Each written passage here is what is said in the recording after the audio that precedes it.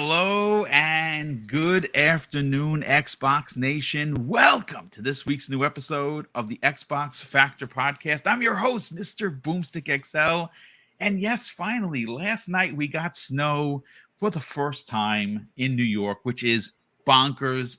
It makes me worried about global warming that we got our first snow when the winter's almost over. It's just been crazy here in New Rochelle, New York. But last night, Mrs. Boom and I, you're not going to believe this, we were up past 3 a.m. playing Baldur's Gate 2 Dark Alliance, and wow. I mean, we used to do that on the PlayStation 2, I believe it was, with Baldur's Gate 1 and 2, Champions of Norath 1 and 2, two of our absolute favorite RPGs of all time.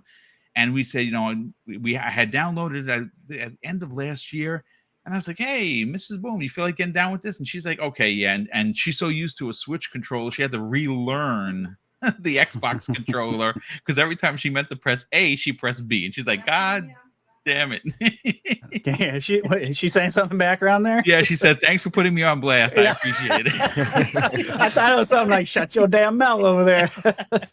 So, yeah, we did something that we haven't done in a long time, and we're paying for it because now we're dragging our wagons today. But we're here, folks. We have a lot to get into, some of which is going to be a bit spicy. Honestly, again, I don't like doing negativity. We certainly don't like to sell negativity on this channel. We're all about gaming and community. Mm-hmm.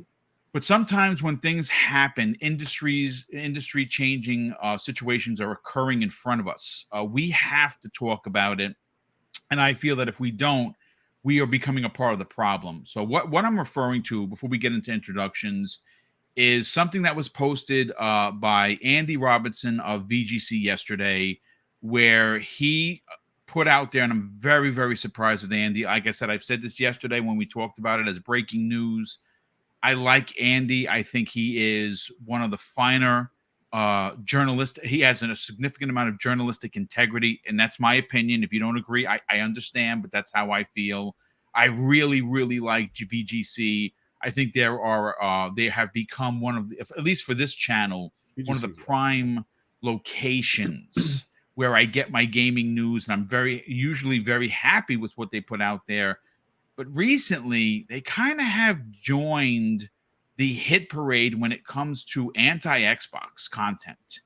And I hope that this isn't a running trend that is going to now see this the website transition into the IGNs and the Kotakus and the GameSpots of the world. I don't like those sites anymore. I used to be a big fan of them. And I think that when the clicks needed to be clicked, it was very easy. And I said this in the green room. For some reason, even when Xbox does good, they're doing bad. And it's frustrating. It's a bit frustrating because, they are one of the few platforms that look and give back to their community, not only in games, but how their people there interact with us.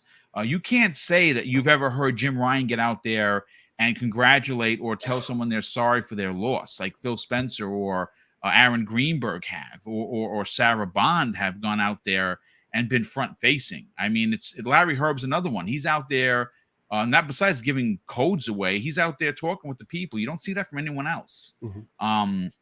But let's get into the introductions. And I want to speak to everybody because no one here was able to give their opinion on a podcast, at least not that I heard of. So before we get into it, let's introduce Daniel McGee. Daniel, how you feeling, brother? Welcome. I'm feeling pretty good. My allergies are going wild because yesterday, mine too. Yeah. Yesterday I woke up and my news report said it was 70 some odd degrees outside with dust, and I said, dust isn't no weather. And then I went outside and I looked at my typically black car, which yesterday was instead a shade of brownish gray. And I was like, maybe it is. Yeah. I've been dying ever since. How are you guys doing? Yeah, well, I'm sorry to you that your car changed colors, and that in Texas, instead of it being sunny and clear, you have sunny and dust. Yeah, that's real dust bowl yesterday. Not good for the allergies for sure. Retri, listen, the Xbox Wire delivered some powerful information we're going to get into. Xbox Game Pass or Xbox PC Game Pass PC Yep. is being brought to 40 locations, 40 countries that have never had Xbox before. You think that is a sign of something special to come. We're going to get into that. How you feeling, brother? Welcome. I feel great, Boom. Happy to be here. Thank you for having me, as usual. We got a great panel. I'm happy that Steele is here as well, because he'll bring the spice just like me, and he likes to say it how it is, so as all these guys do. So I'm excited. I'm excited to talk about today's topics. So let's just get into it. Let's go. Yeah, absolutely. And Skullzi TV. Well, first of all, brother, thank you so much for joining us. I honestly was hoping that when you arrived here today, we would have in tow the actual dates given to us by Bethesda or Xbox or both for the expected Starfield, showcase, where they're going to give us the actual release date, show us some gameplay, get some information from Todd Howard himself. That was the rumor that ended last week, and it was from a lot of people, including Andy Robinson, for that matter. He said that it was imminent that we would get that information. Unfortunately, that has not been the case so far in the first 2 days of the week, and of course, that could come tomorrow, Thursday, or Friday. But we will get into what you expect or when you expect this to happen. How you feeling, brother? Welcome. Yeah, thanks. I feel awesome. Yeah, it's like back in the army again. Hurry up and wait for this little Starfield showcase. But yeah, I'll definitely have some opinions today, especially in regards to Andy Robinson. I've been on a bit of a tirade about all that stuff yesterday, so I'll try to taper my spiciness a bit so things don't get too out of control. Listen, this is a conversational podcast. Be as spicy as a burrito, brother. We don't care. I have plenty of acid pills in the medicine cabinet. But listen, Steel Rain, what's going on, brother? Great show.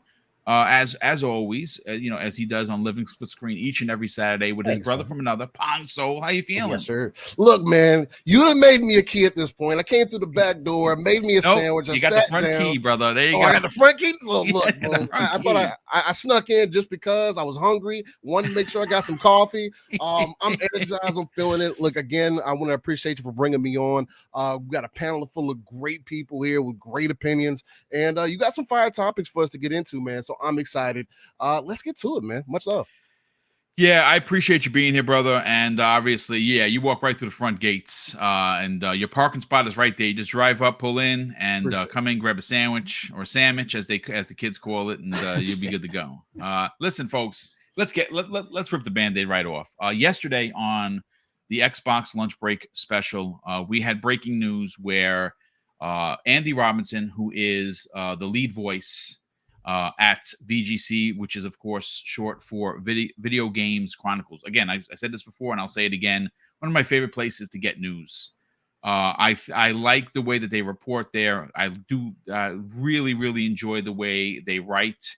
Yesterday, they took a bit of a left turn in Albuquerque, if you will, and obviously, the news that will continue to go, be a part of every podcast until it's done, is the ABK deal. And yesterday, Andy Robinson put out a tweet where he got a lot of fire. And I told people, listen, if you're going to speak to the guy, do it respectfully. Don't come at him. He's not, he's giving you the information according to the quote unquote pundits that he's spoken to within the industry. And what the pundits told him was that if this deal, if the ABK, the Activision Blizzard King deal, were to fail, Microsoft is considering selling off the Xbox division. It took the internet by storm. Everyone was reporting on it. I don't know what the basis of this, in my opinion, half-cocked tweet was about. A lot of people suggested to me that, boom, what do you think it is? It's about clicks, that's what they do. But that's not actually what VGC does. For the most part, they are good reporters over there. Andy Robinson has, you don't know, he used to work with the team at Playtonics. He has development chops. He also has significant connections in the industry. But when he put that out there, I got to be honest with you. I mean, I may not be an attorney. I may not be a journalist, but I think I can say I have common sense. And when you look at the monies that Xbox in particular are making for Microsoft over some of their other, entities, it's hand over fist dollars after dollars after dollars. I don't understand the ideology behind this. I don't know who the quote unquote pundits were that he was speaking to. But I'm going to go first to Retreon here, who's been on a bit of a tear himself. Retreon, I have to go you first. We saw the likes of Jez Corden, Rand Althor, Tom Warren from The Verge come out almost instantly and just blow up his spot. I don't understand the motivation for this kind of a tweet. Let's get your opinion on this, dude. This is to me, it's a little shocking. To me, I'm seeing a trend with VGC in the last couple of months where they're doing some hit pieces on Xbox more and more. You don't put a tweet. You do not. Andy is no fool. He's not an idiot. You do not put out a tweet like that and expect to not get a lot of heat from it. You do stuff like that to stay relevant. You do stuff like that because if it bleeds, it leads, and that's exactly what unfortunately Andy is doing here. I don't like it. We're running out of places to grab sources from that don't feel biased and don't seem to be doing constant hit pieces against Xbox. So I'm unfortunately, because I worked 19 years in the news industry and on TV, I'm not surprised by this. When anyone does it at all, it stinks. But the notion that Xbox would sell by pundits or trust me bro sources is so ridiculous. Like I just can't get over how I'm just gonna boo this guy. Like, come on, dude. Like, what? There's no way it's happening, guys. It's just that's crazy talk. This is conspiracy theory. Like, I don't trust whoever the hell his sources are absolute probably full of crap. I don't even know if they're real. I don't even know if they're real because guess what? I can put out a tweet that says the exact same thing and get a ton of traction. I can put out tweets that get hate. I can grow my audience way quicker with this BS stuff than I do with just trying to be real and trying to stay positive about Game Pass and games in general, right? It works. It works because we're talking about it right now. It always works. It will never stop working, and this stuff will never stop until we stop clicking on the stuff. That's just a fact, right? So it's a vicious circle. Microsoft is not going anywhere. They are investing the most amount of money they've ever invested in anything. Why the hell would they do a 180 if ABK doesn't happen? You know what happens? Nothing. They just start buying up a bunch of other places. They're just going to go after either other publishers or a bunch of smaller developers, which I think will happen anyways, even if the ABK deal does go through. I still think they're not done. Right. They're going to continue doing this. They've invested in Bethesda. They're investing in ABK. They're investing in all these other studios. They've invested hundreds of millions in servers and racks for Game Pass. They're not going anywhere. The future, why would you step out of an industry that's growing like crazy? It doesn't make any sense. So no, I don't trust. Like, I still like VGC as a whole. Don't get me wrong, and I don't want to attack Andy, but he knew what he was doing too. Yeah, like you gotta. There's a give and take. Like, once you put something like this out, and people give you heat for it, and then you go, oh, and then you start crying about it. Screw you. Like, if I put out something stupid that's gonna get a lot of traction, I expect to get that heat back, whether it's good or bad from either side. From PlayStation guys or Xbox guys, but you're gonna get it. You put it out in the world's gonna give you something back, right? No, that's what we're seeing with what's going on with Mr. Dringe, right? It's funny. I was actually gonna bring this up because you said a trend, folks. Look, I don't do negativity. I don't like how it sells. I know that that the reason why the channel's still under 12K isn't because we jump on these bandwagons of hate. I've seen other channels grow. I'll quit the business. I'll tell you right now, I will quit tomorrow and just pack it all up and just end Double Barrel Gaming if I had to convert myself into the way some of these other people do their business. That's just not my way. I don't like it. I'm sorry. I as much as I love this, if it was, hey, listen, you got to convert, I quit. That's okay. It's not a problem. I know people are going to be disappointed, but I'm not going to sell. I'm not going to sell myself out for clicks and likes and subs. I won't do it. I think that's horrible. You mentioned trend, folks, and you made mention of Christopher Dringe. This is a journalist that has been on an anti-Xbox tear for what seems like weeks. But he got into full peak over the weekend and right leading up to the weekend, where he, again, this is I don't understand what's happening with the industry. Like, Microsoft, sure. Do they make mistakes? Does Xbox make mistakes? 1,000%. Just look at last year. Last year was a wash. And that was management. That was planning. There was a lot of minutiae things wrong with what happened in 2022 for Xbox. That's all going to be changed, wiped away in 2023, from what we understand. But it seems to me that the industry is once again, and it's concerning, Retri, that it seems like it's shifting back to 2014 when everyone hated Xbox. Hey, listen, we need clicks. Hate on Xbox because we're going to get 100 new stuff. It works. It works. It's like I said, I don't know what the motivation was for Andy. I'm not going to make excuses. I know the easy out is, well, boom, he won clicks VGC. VGC gets enough clicks on its own by just doing regular news. This was, I'll be honest with you, even if I was told this by someone, I wouldn't have reported on this. I'd have been like, yeah, that's not a story I'm going to get behind. I'm sorry. I'm just not. Right, because it seems crazy. It's crazy town theory, right? So there's in journalism, and I've worked with journalists like for almost 20 years. Like, there's a point where you look at the story and you have producers that say, nah, like that's just like, we shouldn't push that out because of XYZ. This is one of those things that should have never seen the light of day, but it did, which tells me he did it for clicks. There's no other reason to do that. There's zero other reason to do that, right? So like, I still like VGC. I still like, games industry up is. I still like Dringe. I think they're good at what they do. You know what I mean?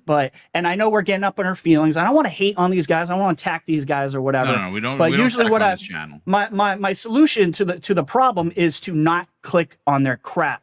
Yeah. The only way I know about this stuff is, but usually by guys like Idle and stuff like that, or other guys in Twitter that'll literally like copy and paste what's in the actual thing. I am not clicking on that crap, because the second you do it, you become a part of the problem. You just gave them exactly what they wanted. You're part of the problem. Sorry. Yeah. Like, no, it is what it is.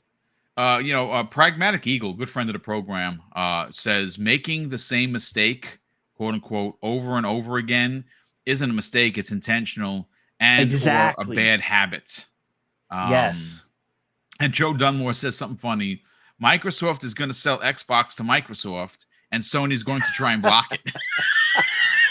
Right. I love it. That's good stuff, Joe. Oh my God. Listen, we got some super chats I want to get to, but I want to bring in Skullzi TV, who's normally very reserved. He's a very reserved man. Obviously if you watch his stuff, and I watch it all the time, you very rarely see him get on his high horse, but I think we're going to see a change of that today. You've been on a bit of a tear yourself, Skullzi, and it's not because you're fanboying. I think that it comes a point where the disappointment really gets in the way. You expect better of others. I expect, look, I'm going to say this right now.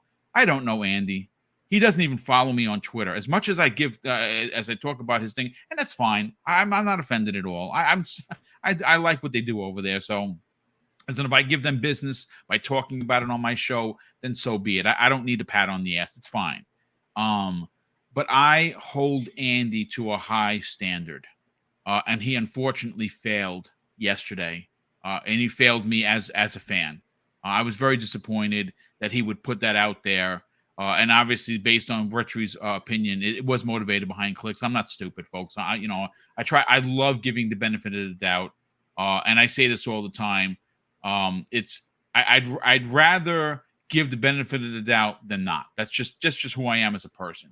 Let's hear what you got to say, Skullzi. This was a bit shocking yesterday, and obviously some of his peers immediately came out and were like, "Hey, dude, I don't know what you're hearing, but you should stop listening to them." Yeah, so I'm going to take this tactfully and carefully because I agree with you. We shouldn't attack anybody. I don't want to start mob mentality. I don't want people to attack Andy. And what I'm about to say is going to be based on Andy's actions yesterday. Old Andy, he's credible, good sources, good guy, good journalist. So anything I'm about to say is about new Andy. Because I think there is a new Andy now based on everything that happened. So what happened yesterday was ridiculous. I'm censoring words I want to say because I want to be family friendly, but to go out and say what he did and then try to say a source told him that this is the most polite way I can say this, a top tier disrespectful lie to the entire community. There are actual other insiders who came immediately out and said there is 100% no way a source told you these words. So that means Andy literally went on there, said something he knew would get people riled up, said something he knew would get some clicks, and he actually did so by claiming an inside source, a pundit, which is the incorrect term to use, told him this information. And then what happened? Other people came forward. They said, there's absolutely no way anyone told you this. And he nuked his Twitter account into private mode, and he's trying to take it all back a certain step. Now, I am not as familiar with Andy as some people, so I can't necessarily say how credible his past is, but it seems like he's pretty legit. But this type of thing is something I would expect from somebody on 4chan. This type of thing is someone I would expect from someone that goes over to Gaming Leaks and Rumors subreddit saying their grandpa is Microsoft and they told them this. This is something I would expect from low-tier, half-assed journalists who are in fear of not growing quickly enough. He didn't need to do this. I don't understand what motivation there was behind this. I have a theory because he was one of the people that came forward and said the Starfield Showcase is coming soon. He started getting picked up on. People started tweeting about it, talking about how he said that. He got in some headlines from Game Rant as being the source of this. I don't think he had any source at all on this earth anywhere unless he's doing some Doctor Strange crap and communicating with another dimension where this is happening. No source told him this, period, because it's ridiculous to think that because of an ABK deal not going through that Xbox would then just say, okay, we're done, we're going to sell.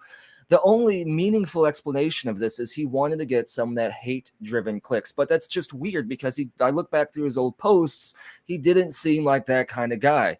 So I am extremely disappointed, not only from a journalistic perspective, but also from a community member, because to lie to drive clicks is one of the lowest things you can do in this industry. And it happens. You know, there's been other big insiders who I won't name who have done that and have gotten called out on it. Before I would do a video on Andy's statement, I would do a video on the mating habits of snails. I would not give that any attention whatsoever because it's playing into the nonsense. There's so many things I want to say that would be extra spicy salsa. But what was he thinking? What was he thinking? He didn't need to sink to such low levels. He should have just said this is an opinion of his. He should have just said, I think Microsoft has a chance of selling if ABK doesn't go through. He could have done that. He would have still gotten plenty of attention, maybe not as much of attention as he did now. But look how bad it backfired on him. His credibility is now in the tank.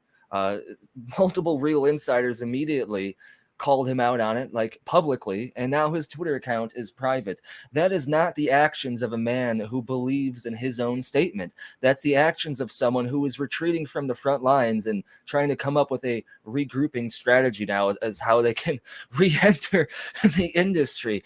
I was so appalled by this yesterday that ever since that tweet went up, I've done nothing but think about it nonstop. I've done nothing but just loathe on the thought that somebody could sink so low. Somebody with a following so credible would just do that. Like, it just blows my mind. This Xbox hate narrative has grown to the point now to where it's weaponized to the point to where people see it. It's the easy, low-hanging fruit they can pick and just hand out to people, and they'll love it.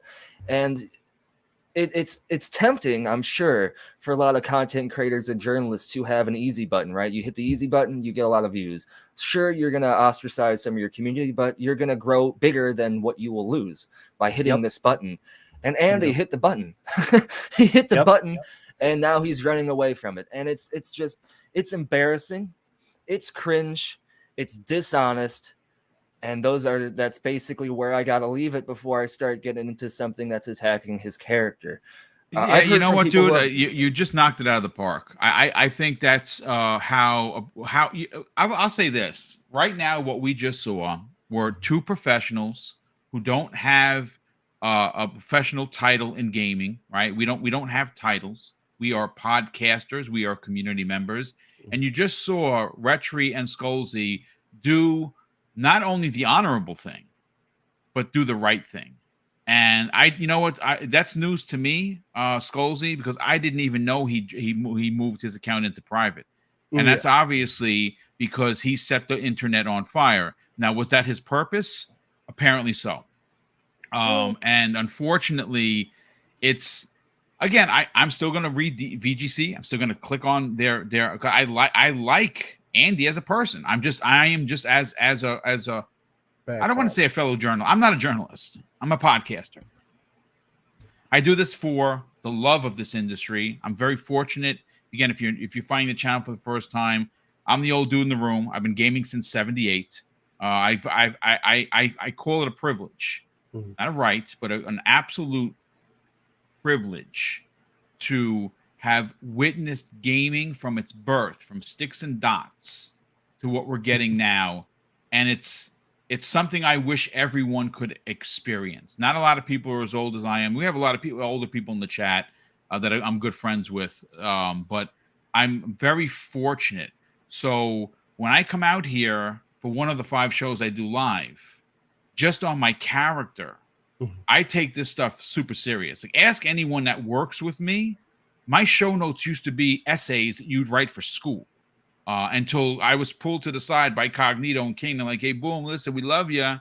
We got to shrink it down a little bit. I don't want to have to get a degree in, reading arts to read your show notes." So now they're compressed, but not for myself. I still write them because I like writing. I take this stuff incredibly serious, folks. Even at the size of the channel, I think anyone that podcasts should take that. Now, is that everybody? No. And I don't hold anybody to a higher candle but myself, which is fine. But listen, Steele, let's bring you in on the conversation. There was a bit of irresponsibility displayed yesterday by a lead voice of VGC. Now, again, I see a lot of people going back and forth. Well, Boom, you don't know if it's not true. It's not true. I am telling you, when you see Tom Warren immediately post a rebuttal, when you see Randall Thor, who never gets into the drama, and Jez Corden shot it down immediately, you saw, I'm not going to go over the list of how many people said that this was shenanigans or BS at best.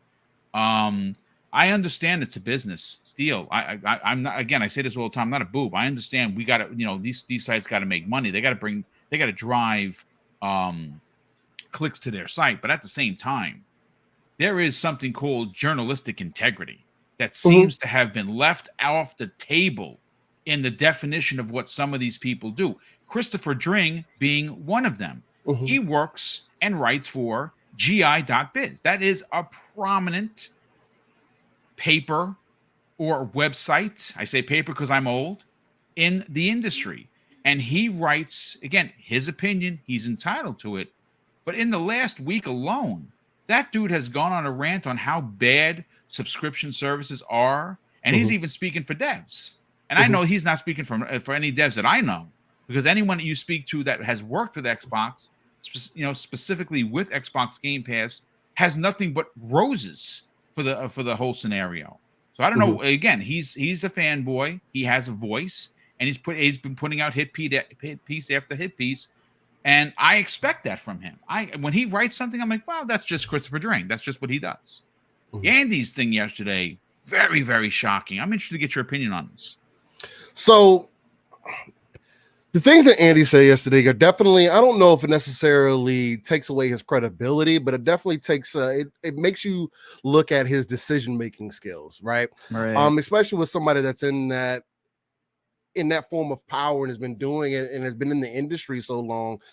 That's one of those things because fortunately or unfortunately, depending on how you choose to look at it, you can say that he was given that information by someone who is in the industry that may feel that way, and they could be friends, so that might have helped a little bit of extra oomph there with him.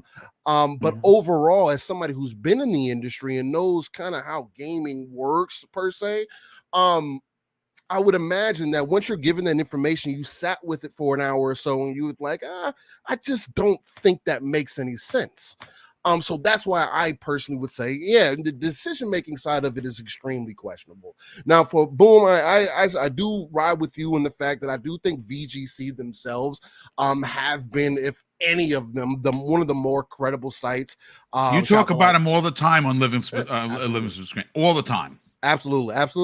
Outside of things like LogNet, or if you want to go to Season Gaming or anything like that, with the community hosted sites. But as far as VGC goes, they're a very reputable site. So when you see something like this that is an extreme misfire, it can throw people in the flames. And then to add on with what you guys are speaking on, as far as addressing the Xbox hate or the Microsoft hate or whichever the case, that's just going to continue to be a thing because Microsoft is Microsoft. Unfortunately, Xbox is always going to get that side eye, and that's something that I have since Microsoft had created Xbox, and they've created this whole online gaming thing and just their aspect on how they're trying to make their own mark within the gaming space.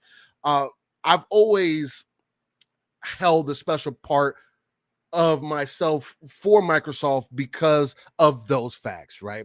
And unfortunately, because of past dealings, they're going to continue to get that side eye, and it is unfortunate that an American company in America is going to have less credibility than a Japanese company just because of a particular piece of plastic or hardware. And honestly, I always say this because it's beyond just PlayStation. When you think of Sony, it goes back for a lot of people.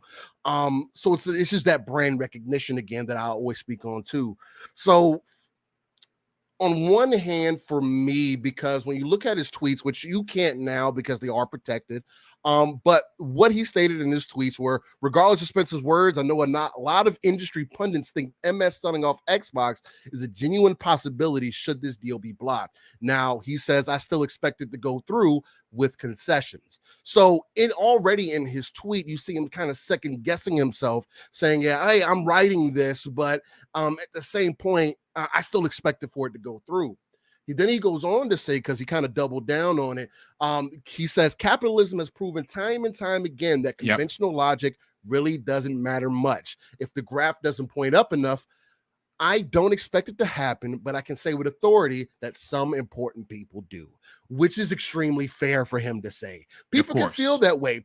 But again, it also lends more credibility, though, that there are people who do hate on one side versus the other side, or have a strong opinion for one side versus the other side. And this is forever going to be the case, just like it is for sports team, like it is for cars, like it is for any of your favorite branding topics. This is always going to be a thing. Again, the main thing for me is just his decision-making skills in this scenario, because it's like, man, if you really literally just sat there with that information for a second, man, like, I'm the top guy at VGC. I think I know the industry a little bit. I'm not really biased to one side or the other, quote unquote, at least I shouldn't be. And I just don't see Xbox shuttering its doors because of one deal, right? Now, again, not saying that it's not a possibility, but just using a little bit of common sense, it's very unlikely in my personal opinion, which is why I have to agree that it just wasn't the smartest thing for you to make these statements. Now, with that said, there's another side of that conversation where there is, because I play two sides of this, right? Because I've come up with the internet. I understand how the internet works. I understand how the people talk on the internet. And no matter what I say, if I believe in the things that I say, then there's no reason for me to hide my account. There's no reason for me to go cower like a dog now in a corner, and get up in a ball and cry for my mommy and block all my social media because people are all of a sudden attacking me for an opinion, or of something that I felt I was important that I was being told. That, right, like Daniel mentioned earlier, and Rich, you hit it on too, is that tells me that there may be something deeper rooted there, and you could have possibly done this for another reason: clicks, attention, and maybe your site didn't get the necessary traffic this month. Because as much as we might appreciate VGC as a gaming conglomerate, more so an aggregation for pulling news in, maybe not a lot of people are coming in, and maybe this we don't know their numbers, right? I don't know. We have no clue what their numbers are. So exactly. So that could be a high possibility. Again, I try to look at it from multiple facets because people do crazy things all the time, especially in dire situations. Not saying that this is the case, but it can. But there's a lot of credibility there that says, I don't know, man. What were you thinking? And is there something else going on behind the scenes? Nudge, nudge. But come talk to me in the DMs or something. I don't know. That's just kind of my thoughts on it. It's like a judgment thing, you know what I mean? Right, like, I think it's more disappointing. It was just a bad judgment call, I think, by Andy. I don't want to say he's a liar, you know what I mean? I don't know if I necessarily do believe it, but it's more like his judgment is now, his credibility is a little hurt here, I think. So yeah, I'll say this: I've gotten lots of tips, folks. I have a particular source that gives me stuff all the time. And some of the stuff that I've sat on, I got that spider sense feeling. Like, I get it, right? I get this piece of information and like, boom, this isn't a trust me, bro. This is someone like legitimately, we talk in DMs all the time. He has incredible sources and he drops stuff, not a lot of things, but he drops some things in there. And some of the things that I could have broken, I was slow and I was like, yeah, I don't know, man. This is, whenever I get that feeling, I just rather lose, folks. I just rather lose, and I have. I've been given information before on something that someone else would break, and I could have broken it, and I'm like, yeah, well, it probably would have garnered some significant movement for the channel because we're closing on 12K. A lot of new faces here, which is great. I love it. If you're not subscribed, please consider. We are 168 subs away from 12K. It's not a lot. Nice. If you want to help us get there, would be greatly appreciated. Love to hit 12K. I've already scheduled or I put out there to the ether that we'd like to hit 15K this year. I don't know. It's a lofty goal to get 3,000+ in a year, but we're doing it the grassroots style, and hopefully people come along for the ride. Daniel, I want to go to you on this. One of the things that's most interesting about gaming reporting or gaming news, specifically with the age that we're living in, is information is readily available at a click. You can find numbers, you can find stats. Shout out to Alexio Greek in the chat, who dropped a really interesting tidbit. He said that in 2021, the Xbox division made record profits, like record profits in 2021, and he probably knew that as being a fan of Xbox, or maybe he looked it up by just clicking in how much money did Microsoft make in 2021, right? Or Xbox, and the information was there.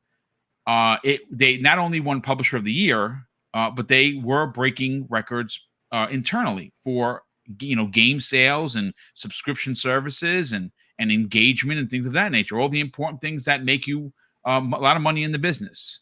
I'm sure Andy is well aware of this. I'm interested to get your take. Everyone had some really great points, but I'm interested to get yours.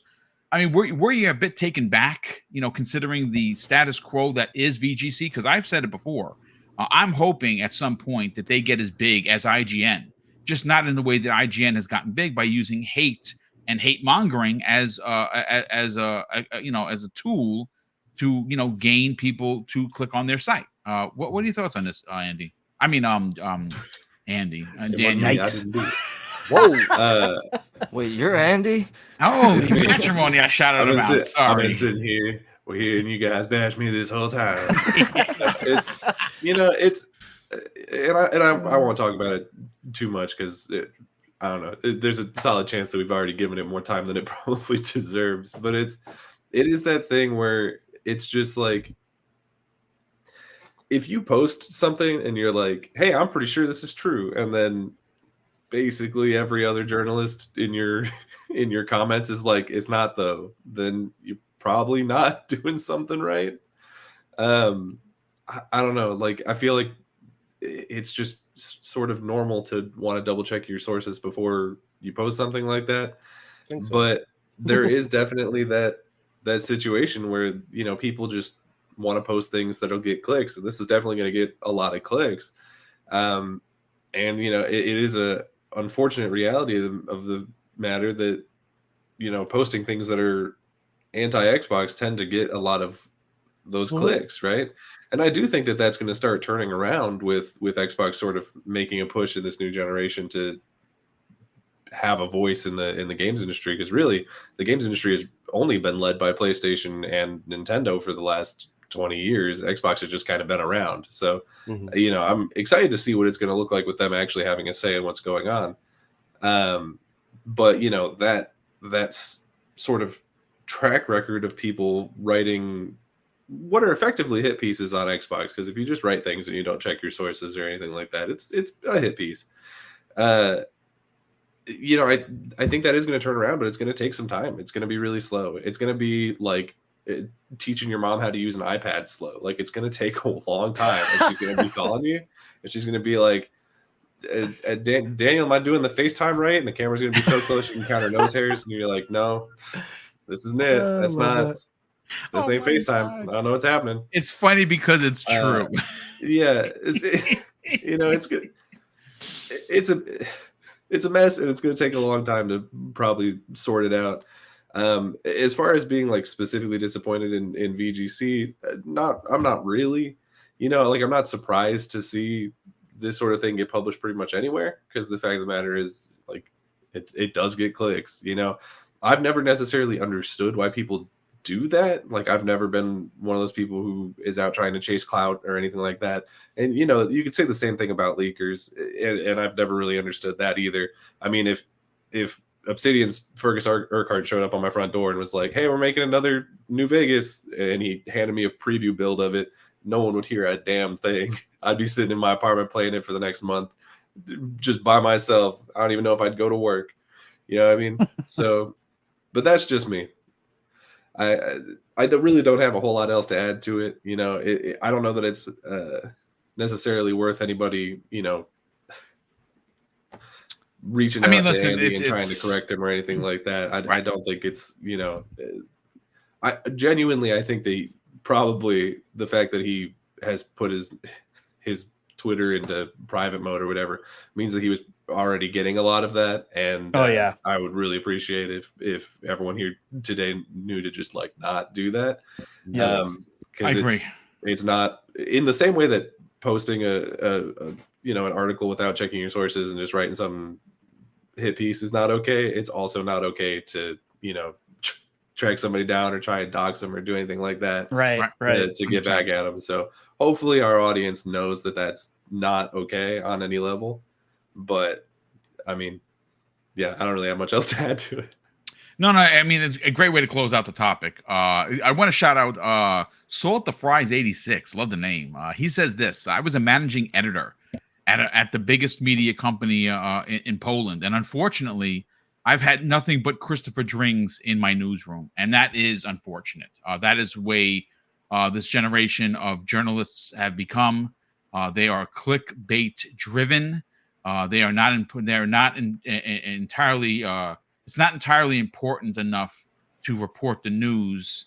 It's entirely important to them to report news that will generate a click. And if that means bashing X versus Y, then they're going to do it. Again, that's why journalistic integrity has gone completely out the window. And welcome to the program, brother.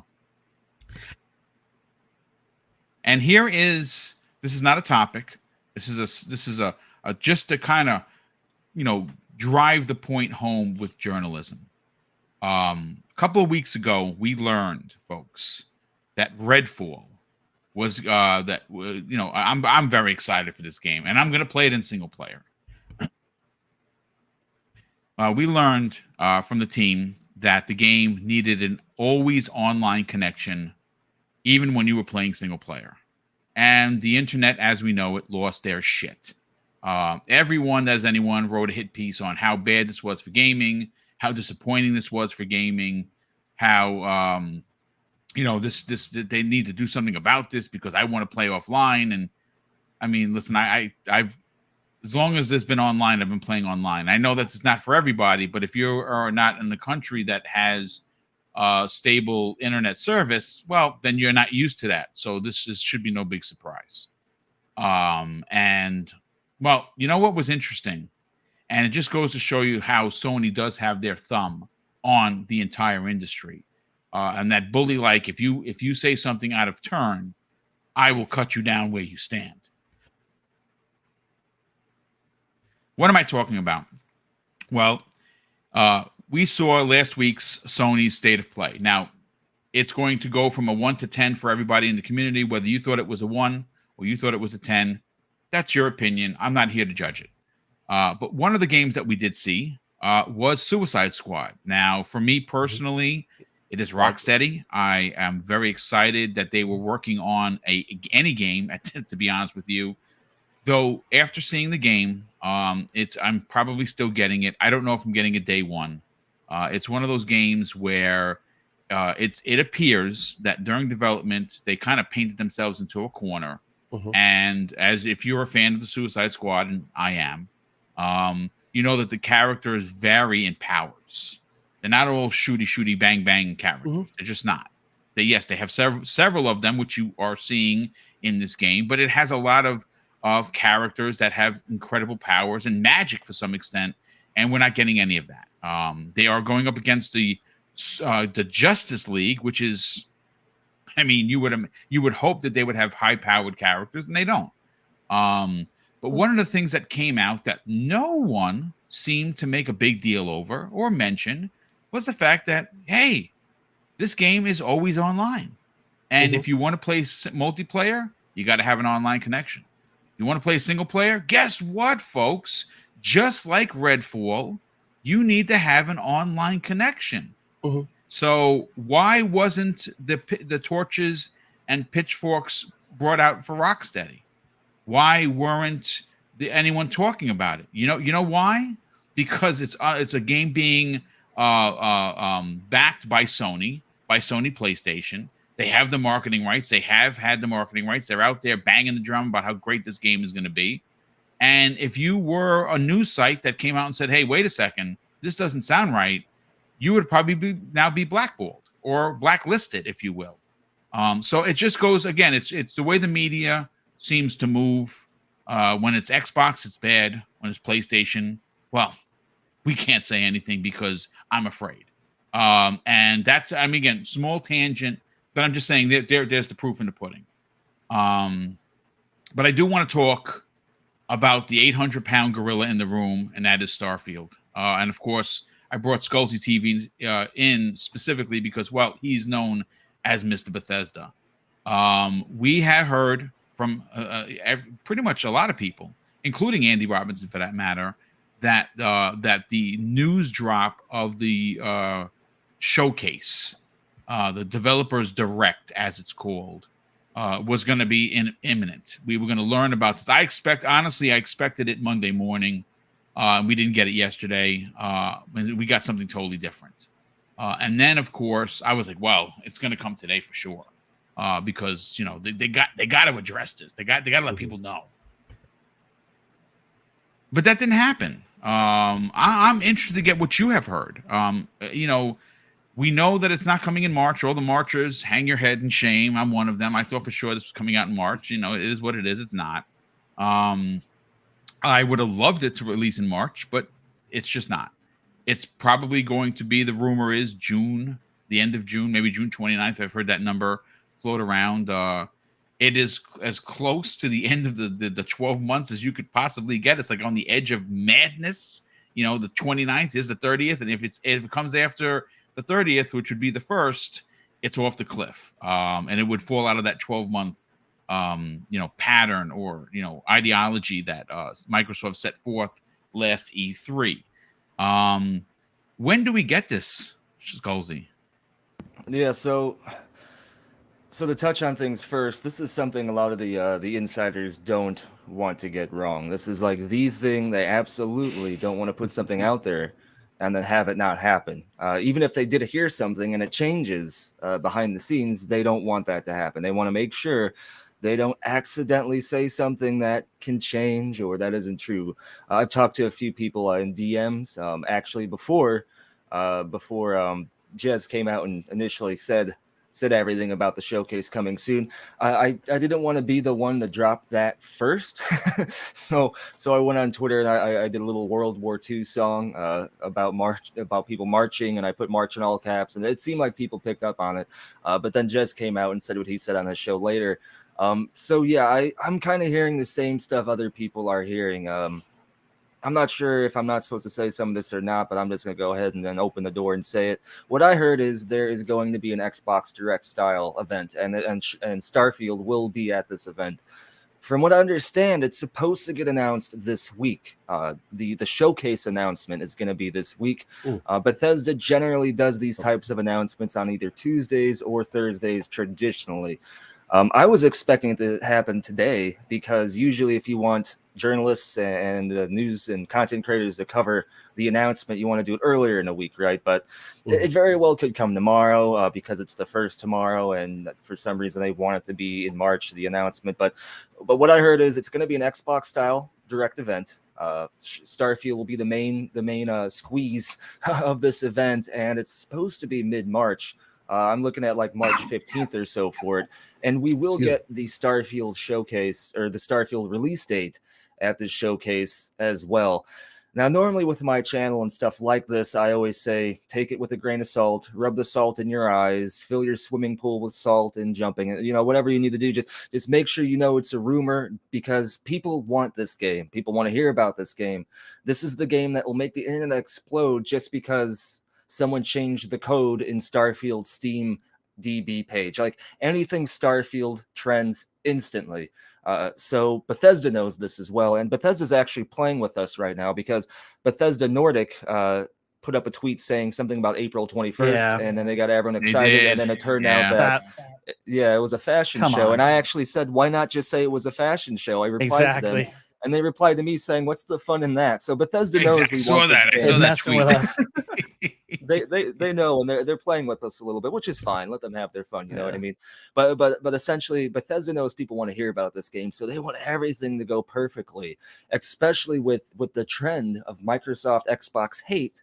It's gonna get thrown. It's gonna get picked apart. Any little negative, even if there isn't a negative to really focus on, someone's gonna find one somewhere, and it's gonna be a 10-page article about it. So Bethesda wants to make sure that this is the absolute. Everything goes absolutely perfectly with this. But like I was saying earlier, normally, I'm like, take it with a grain of salt. But this rumor, I'm putting my chips on the table. I'm almost all in that we will get the showcase announcement this week, and the showcase will be in March. Now, what that means for the release date is a whole different can of worms, right? Theoretically, Marchers don't need to necessarily give up completely, because they could do the showcase mid-March and announce the release date a couple weeks out. Do I think that's going to happen? Probably not. I don't think so at all. I think they're going to want to have 6 to 10 weeks after the showcase to just get a little bit final marketing push in there. And then I think they're going to release it at the end of June. Now, I hope they're going to release it at the end of June, because I'll be in Los Angeles at E3 in June. Yes, we're gonna make it our business to meet up in real life person because I'm gonna be there as well. Yes, I am super hyped to meet a bunch of people, especially you. But yeah, I hope they don't release the game while I'm out there or before, because then I'm not going to be able to play it or talk about it, right? And I'd like there to be like a Starfield centered like event or something at E3 as well. So the release date's an entirely different story, but if the showcase is next month, it seems like Bethesda is going to hit that the first half of 2023 announcement. So I don't think the delay is going to happen. Delay is definitely off the table unless Bethesda decides to push it for some reason, which would make sense. But no, all these rumors going around about the showcase coming soon, I'm invested in them. I've heard similar things. I've heard stuff from trusted people who I believe say the same thing. But yeah, to finalize it, this is something the insiders don't want to get wrong. So you might have seen, otherwise you may have seen people say more about this publicly than we're getting. But I trust Jez Corden. I trust Rand Thor. Those two guys usually have never let us down in the past. Nope. And if Jez says something's happening regarding this game and he's willing to put a little bit of his credibility on the line to publicly say that in this podcast, that's a big thing. So yeah, we're probably we could be less than 24 hours away from the announcement. We could be less than 48 hours from the announcement, but the announcement's coming this week. I'm super hyped for it. I've been watching this game since it was just a trademark, and it feels surreal to be this close. So yeah, everyone, hold down your expectations, but don't worry. Are my words of wisdom. No, it's good stuff. I mean, listen, trust me, I use you as a source because you have incredible connections, and you have been very rarely wrong yourself, and like many others who will immediately run to the interweb to post something, you do your due diligence to make sure that you're going to get it right. You check with source 1, 2, and 3, and if it's consensus, you're like, yeah, I'm comfortable enough to then drop this information. That's why I started following you. I subscribed to your channel, and here we are all those years later. We're working together, which is amazing. Listen, before we bring in Daniel McGee on the conversation, I got to catch up on Super Chats. There's been a ton of them. The first one of the day comes to us from our very good friend of the program, Black Sausage, drops a $5 Super Chat and says, ready to eat a delicious space fish meal and wash it down with some hard skooma. Speak that showcase. Man. I've corrupted my Skullzi jokes. There you go. Lucius Mesh has been a pause, a big pause right there. Drops a $2 super chat. Thank you for the generosity, Lucius. He says PlayStation has 150 million people to click on anti-Xbox Microsoft news. I guess news articles. Yeah, that's. I mean, look, I'll say this about the PlayStation community. To suggest that anyone or any group is bad is a terrible mistake. One you should not make. Putting everyone of any race, creed, color, sexual orientation under umbrella is wrong. Don't do that. I mean, listen, I'm just telling you, you can do what you want. I just think that's a bad ideology. The entire PlayStation fan base is not bad. There are a lot of people that I know that are great PlayStation representatives. But there are a lot of really loud, small minority of just horrible people. Every community has them. PlayStation happens to have some of the loudest that just say egregious things. And when they say these egregious things, they actually do me a huge favor. They show themselves off to the world, and I hit block. And I clean up my timeline. So they just do me a favor. When you are an a-hole, I don't care what community you're from. When you're out there, pushing hate or narratives that I think that are driven by, bad ideologies, you do me a huge favor. I just block you. And again, I don't like blocking because it's drama. So most of the time I'll just mute. But if you're just a heinous human being, you get the block.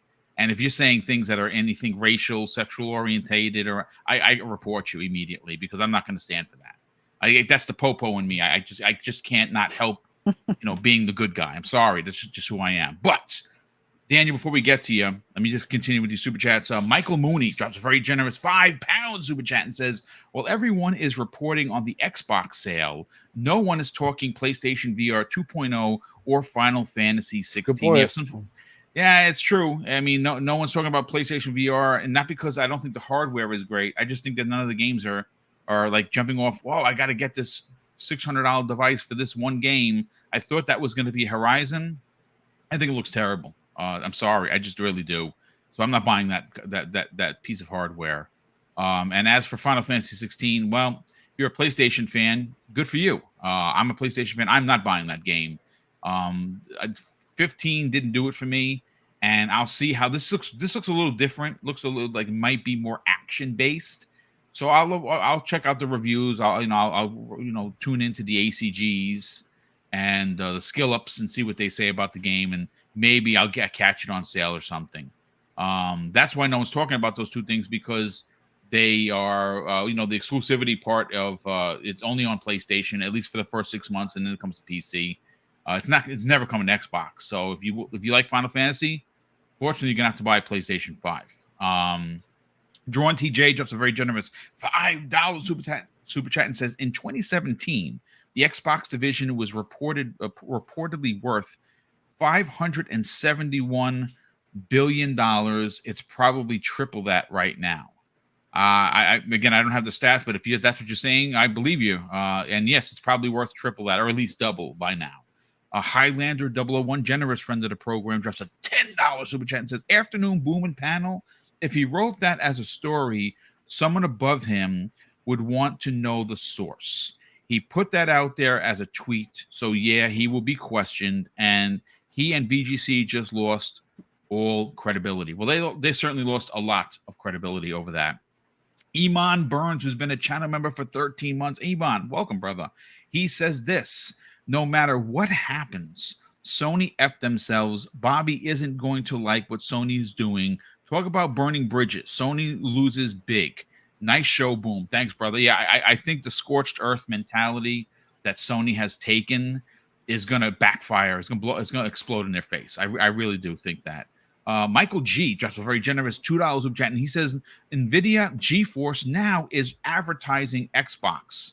Mm-hmm. Yeah, they've been on a social media tear. Partnership. That partnership is a big deal. Specifically, though, as great as it's going to be to get Xbox games there, and that's awesome. Mm-hmm. It's the Call of Duty factor. Remember, the Activision Blizzard had pulled all their games from GeForce Now, and now they're getting them back again. It's a big deal. It is a monster deal. Highlander 001 drops out an additional $5 super chat and says that tweet by Andy Andy put out did affect Microsoft stock prices this morning.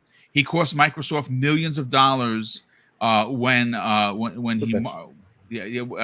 this morning when the market opened. I did not know that. That is wow. That's irresponsible. That's absolutely irresponsible. And if that fact happened, I'm sure that Microsoft is looking at him with the stink eye. But listen, it is what it is. He did what he did, and obviously he should have just taken the heat. If he's in the press for a long time, he understands it. Closing your account is not the answer. Hitting this head on and doing a rebuttal, doing a open op. Hey, listen, guys, I got it wrong. I apologize. Mm-hmm. That's what you're supposed to do. Even if it hurts, you get out there and you apologize. It's okay to be wrong. It's not okay to be stupid.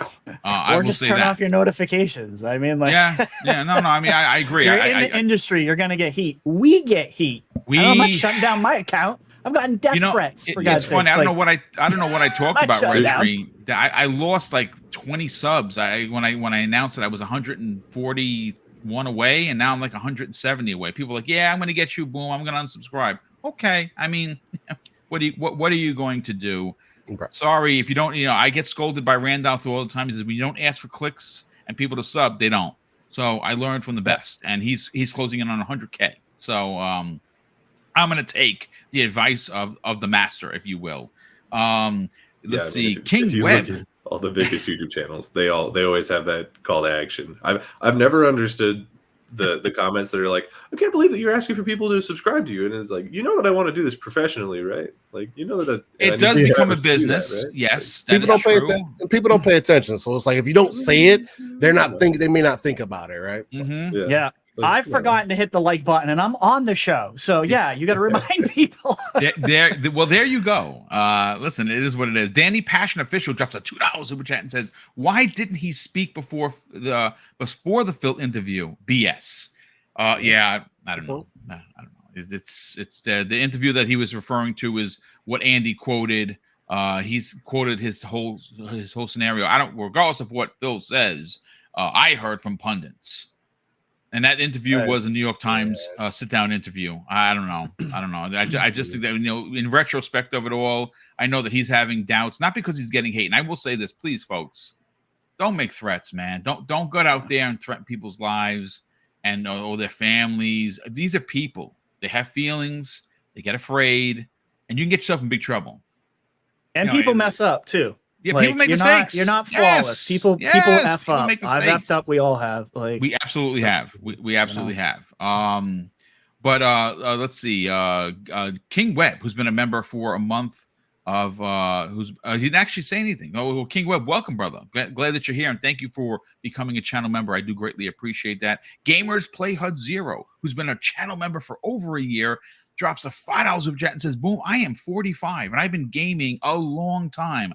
I have never ever seen such despicable journalism. GamePro, GameFan, EGM, they need to take notes." Yeah, those are some of the classics. You remember Gamers Republic? One of my favorite. It only had a couple years run. It had the greatest paper. Like I'm a print guy, so I collected them. I still have them in storage. One of Gamers Republic, one of my favorite print magazines, dude. It was so good. Highlander 001 drops an additional $5 super chat and says, "Boom, me and Sony Nakamura need to settle an argument. What's better, chicken and waffles, me, or pancakes and ice cream? Sony, what do you say?" Chicken and waffles. I have to go with chicken and waffles. I'm sorry. I like pancakes, but pancakes and ice cream? Oh, God, I don't know. I've never tried it, but I've tried chicken and waffles, and it's something about the combination together that just you can't do that to me. Now I'm hungry. Let's see. Sony Nakamura drops a $2 super chat and says, "Pancakes and ice cream, shout it out."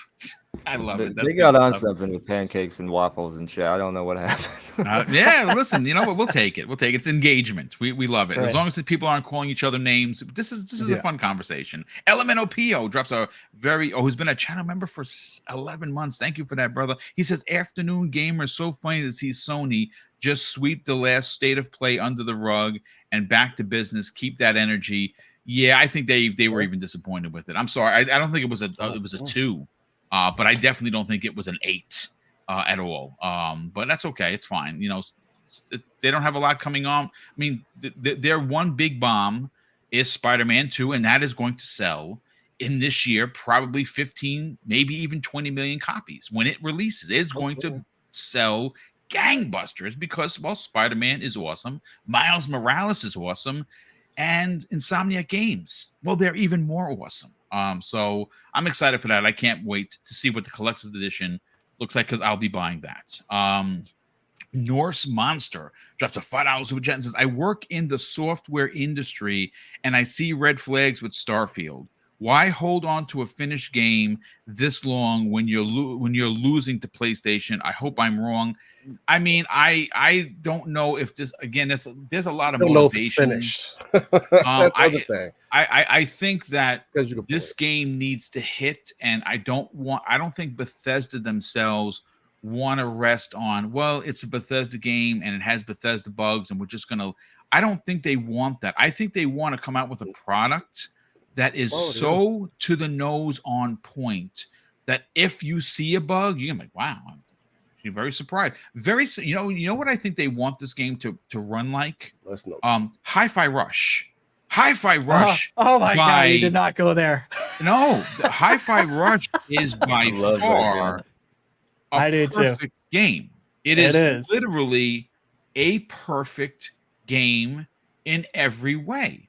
I agree with you. But Bethesda, there's no. Oh my God, there's gonna be bugs in this game because it's just too big. It is too big. Games are gonna have bugs for sure. But Bethesda's I think they're trying to reinvent themselves with this. It's their first new IP in over 25 years. 25 years, next gen game, and it's their first game on a new engine. I think this is them taking the one opportunity they've had in a long time to kind of start anew in a way. Yes, so I agree. So we can't necessarily compare new Bethesda to old Bethesda. We have the Microsoft partnership, a lot of new variables here. It's a whole different thing.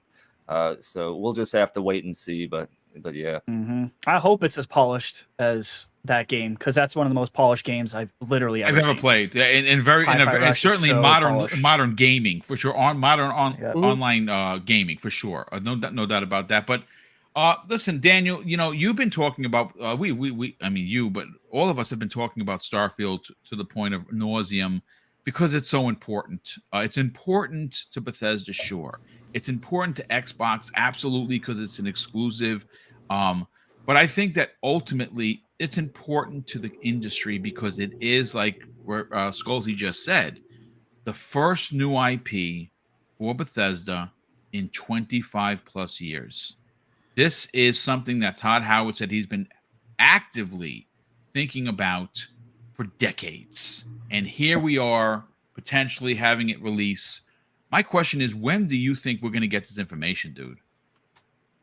I mean, I think all the things people are saying about it being this week are probably pretty close to right. I mean, I don't have inside information, so I'm just going based on what I'm hearing from, Rand and Jez and all them.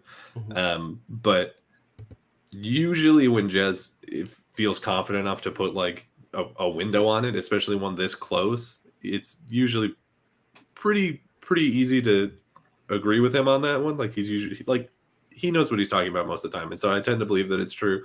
I think either this week or like early next week, maybe it spills over a little bit, whatever. And I'm excited for it. Like you said, I think Starfield is going to be a really big game. I think it's really important to Xbox and to a lot of people. For me, I think the thing I'm most excited about is for it to be out so we can start talking about Elder Scrolls, you know what I mean? So that's where I'm at. But also I want to play it a lot. So I'm just, I'm a big Bethesda stan. So I'm just here for whatever they're doing. As far as, someone said that it was the Starfield Showcase may probably have some other stuff in it as well. I think it was Skullzi, and I feel like he would probably know, although I think he might be running that or something right now. No, I'm here. Oh, sorry, the camera was off, so I wasn't sure.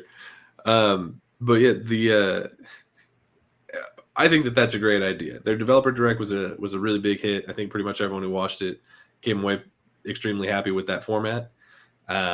So I think that that's a good idea for them. I do think that probably Starfield will get more time than any of the individual games that first one got. Just because it's Starfield, and our boy Todd likes to talk for a long time about his games, so he's probably going to talk for 30 minutes or something about it. And I'll be there on the edge of my seat the whole time. I'm not going to pay for the whole seat. I'm only going to need the edge. You know what I'm saying? And I'm excited for it. I think that they're kind of riding the high from the developer direct because they put it out earlier in the year, and like I said, everyone was really high on it. And then Nintendo came out with their direct that everyone was saying Xbox should mimic for the longest time, and they came out with their direct and it was fine. Like there was some good stuff in it, and then the State of Play came out and the general reaction to it seemed to have been that it was almost disastrous. I think it was kind of saved by having Resident Evil 4 in there, although to be fair, I think everyone had pretty much already decided whether or not they were going to buy Resident Evil 4, and then Suicide Squad was of course in there, and boy, that game don't look good.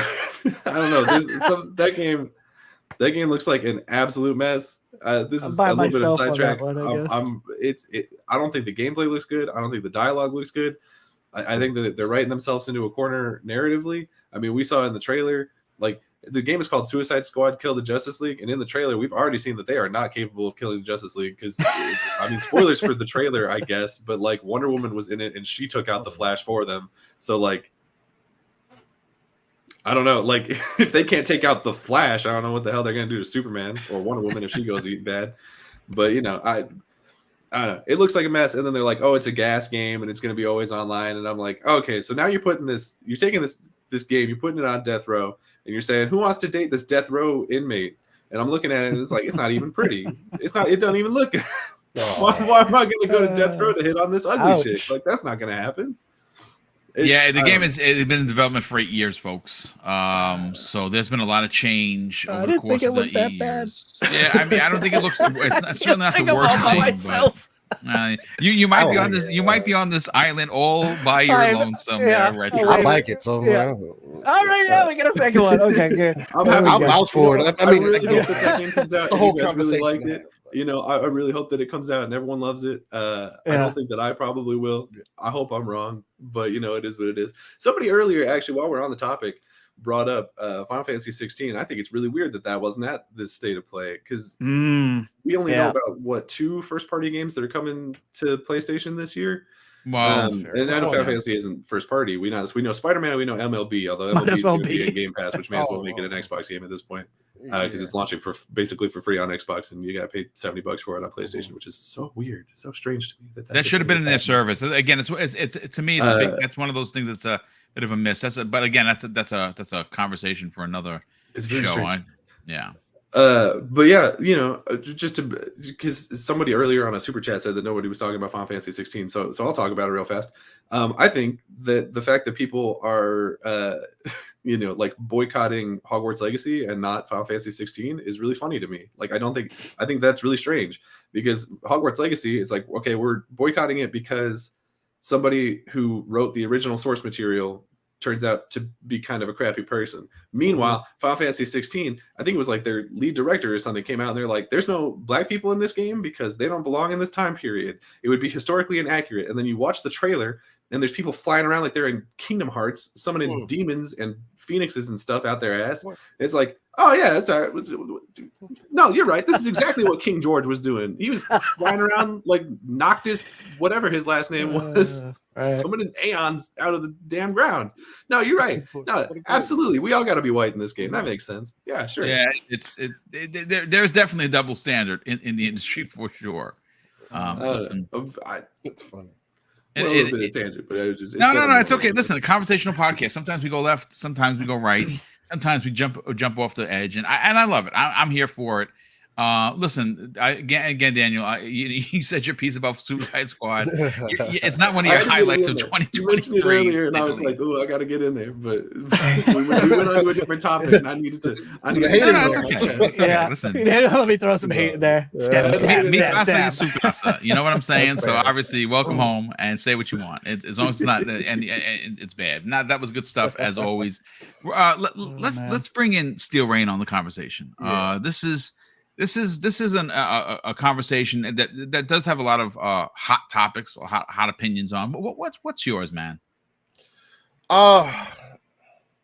Set it up for me one more time, Boom. I got lost. Well, I mean, look, sidetracked by the whole Suicide Squad conversation. Starfield. I was just talking about Suicide Squad. No, it's fine. No, it's great. This is. I mean, when I listen to the shows back, I love how these things go left and right because, like I said, we're just gamers, right? We're just having fun. We're hanging out, enjoying ourselves. Starfield is expected to drop its information this week. And again, it's. I'm in the camp of Skullzi and many other people. When Jez speaks, I definitely listen. Jez takes his job very seriously. I can't say I remember really ever Jez getting it wrong, like going out on like putting it out there. And when he does get it wrong, he will be the first one to be like, "Hey guys, my source was wrong. I put it out there. I was wrong." When he has a strong suspicion from people he has spoken to, and he knows people within Xbox, probably knows people within Bethesda, that information is coming out. It is the 800-pound gorilla in the room. Yeah. It's one of the biggest games coming this year. Maybe not for you, not so much for you. I'm talking about to the near 550 people we have here. Maybe it's not for you, but it's definitely one of those RPGs that is going to be a life stealer. The same way Hogwarts has stolen my soul. I have just crossed 3 days and 15 hours in that game, and I'm only halfway done because I want to do everything. I love that game. I think it is a masterclass achievement, and Starfield is expected to be similar in scope, size, maybe even in bigger. If you are flying around the universe, When do you expect us to get this information, dude? I would definitely have to side along the side of Jess Corden, because one of the things he famously always says on his show is it's like, I'm not going to put any information out there, and it's part of his credibility, right? That he can't back up with information, hard information, right? Pause if you need one right there. And he always consistently says that, and it's something that I always, every time that he says it, I like respect him that much more.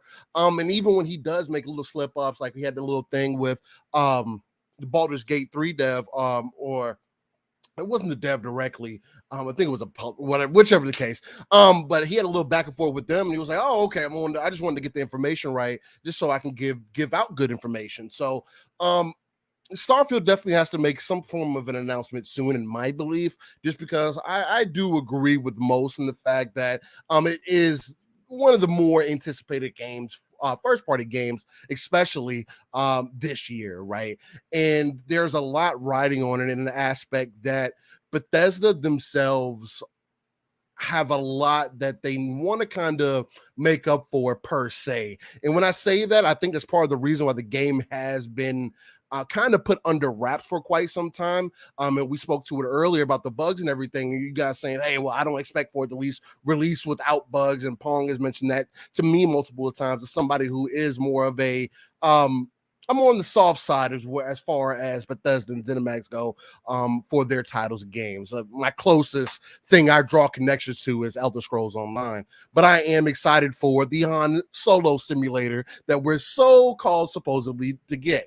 And I know the potential in that. And I think this time around, it is a perfect opportunity for Todd, someone who has had this, this vision in his head for quite some time, has the technology at his forefront, and wants to put out a fully fleshed out game, something that he can be 1000% proud of. And even if the game had a bug as soon as you started it, I'm pretty sure he would still be proud of it in many ways, because things happen. You can't account for everything. And their games, this is something else that I continue to mention because I guess people forget about it.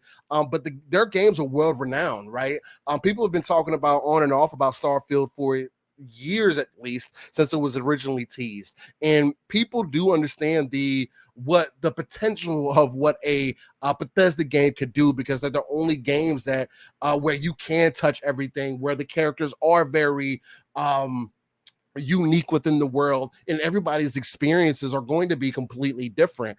There's not many open world games that you can be like, my experience wasn't the same as Boom's. Like as much as Harry Potter allows you, or Hogwarts Legacy allows you to go all these different directions, at the end of the day, we're going to have the same story, right?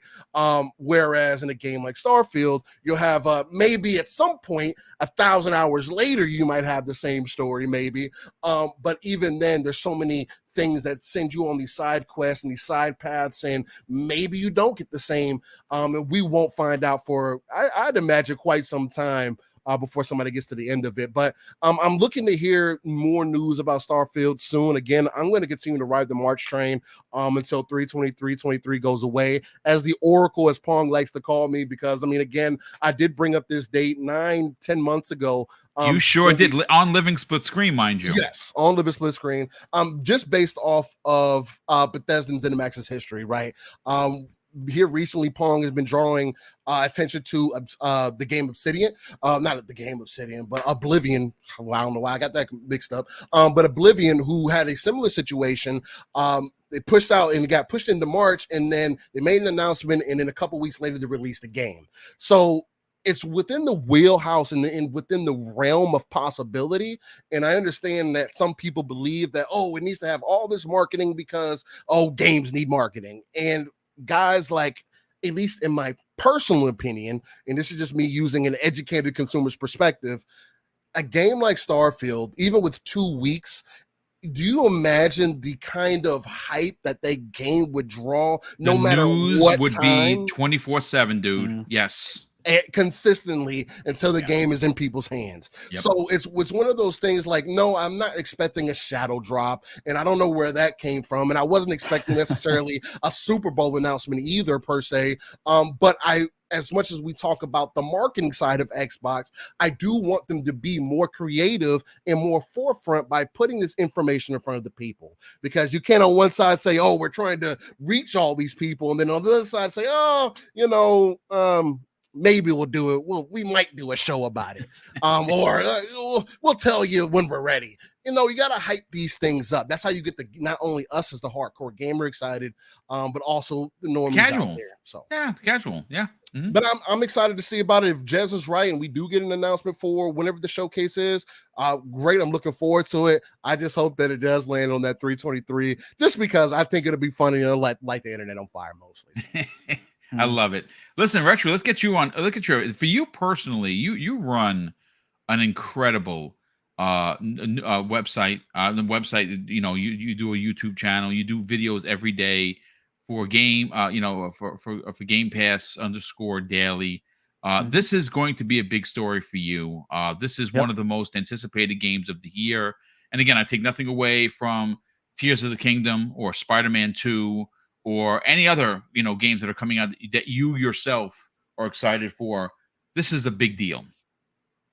Do you hope that news drops today, more so than you're expecting it to come true, thanks to Jez Corden dropping that info out on the Xbox 2 podcast? Yeah, I mean, I definitely want it to come out. I think it's coming out tomorrow. I think April Fools would be a great day to do this. Oh yeah. I know with the last direct they did give. I'm all about, like, I'm kind of opposite of Steel. Like, I do think there should be marketing. I still think it's coming out in June. That's just my personal belief, just based on marketing. And if you're not a marketing person and you don't think that makes sense, then I would love it to be March, right? I want the game to come out in March. I want to be wrong. I don't want it to come near Diablo. I've said that. I don't want it to come near Street Fighter. I don't want it to come near Final Fantasy and all these games that are coming out in June. It's a terrible month.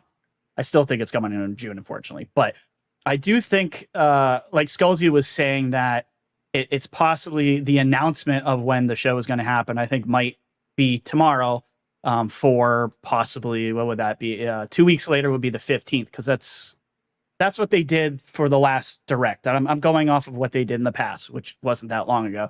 So I'm thinking it's either going to be March 15th or the 22nd for the show itself. So I think it will be a Wednesday. I'm super excited for this game. I'm going to sink hundreds of hours into it, I don't want it. I want this game to be like March or April. April's the month I really want it to be, because then it gives some cushion around all the other games that are just, my backlog is already getting screwed up. I'm already, because of Hogwarts and Atomic Heart, and now Wo Long. I'm loving Wo Long too. That could be another, like, I'm playing Hogwarts, which feels like my new Elden Ring, and now Wo Long's coming along, which also feels like another Elden Ring-esque game, right? So that's on the 5th, dude. That's right on the corner. Yeah, it's on the 3rd, actually. So I'm like, what? Okay. And it's already out. Everyone can play it. The demo's out. The demo's out from now till the 26th for Wo Long, and you get to keep the DLC after you complete it. So it's just like, there's just too much stuff to play. So I hope I got June wrong. I don't I think Umbra is with me too on Team June, and that's just because that's when we think it's going to drop. That is not when we want it to drop. Yeah. Very two different things, right?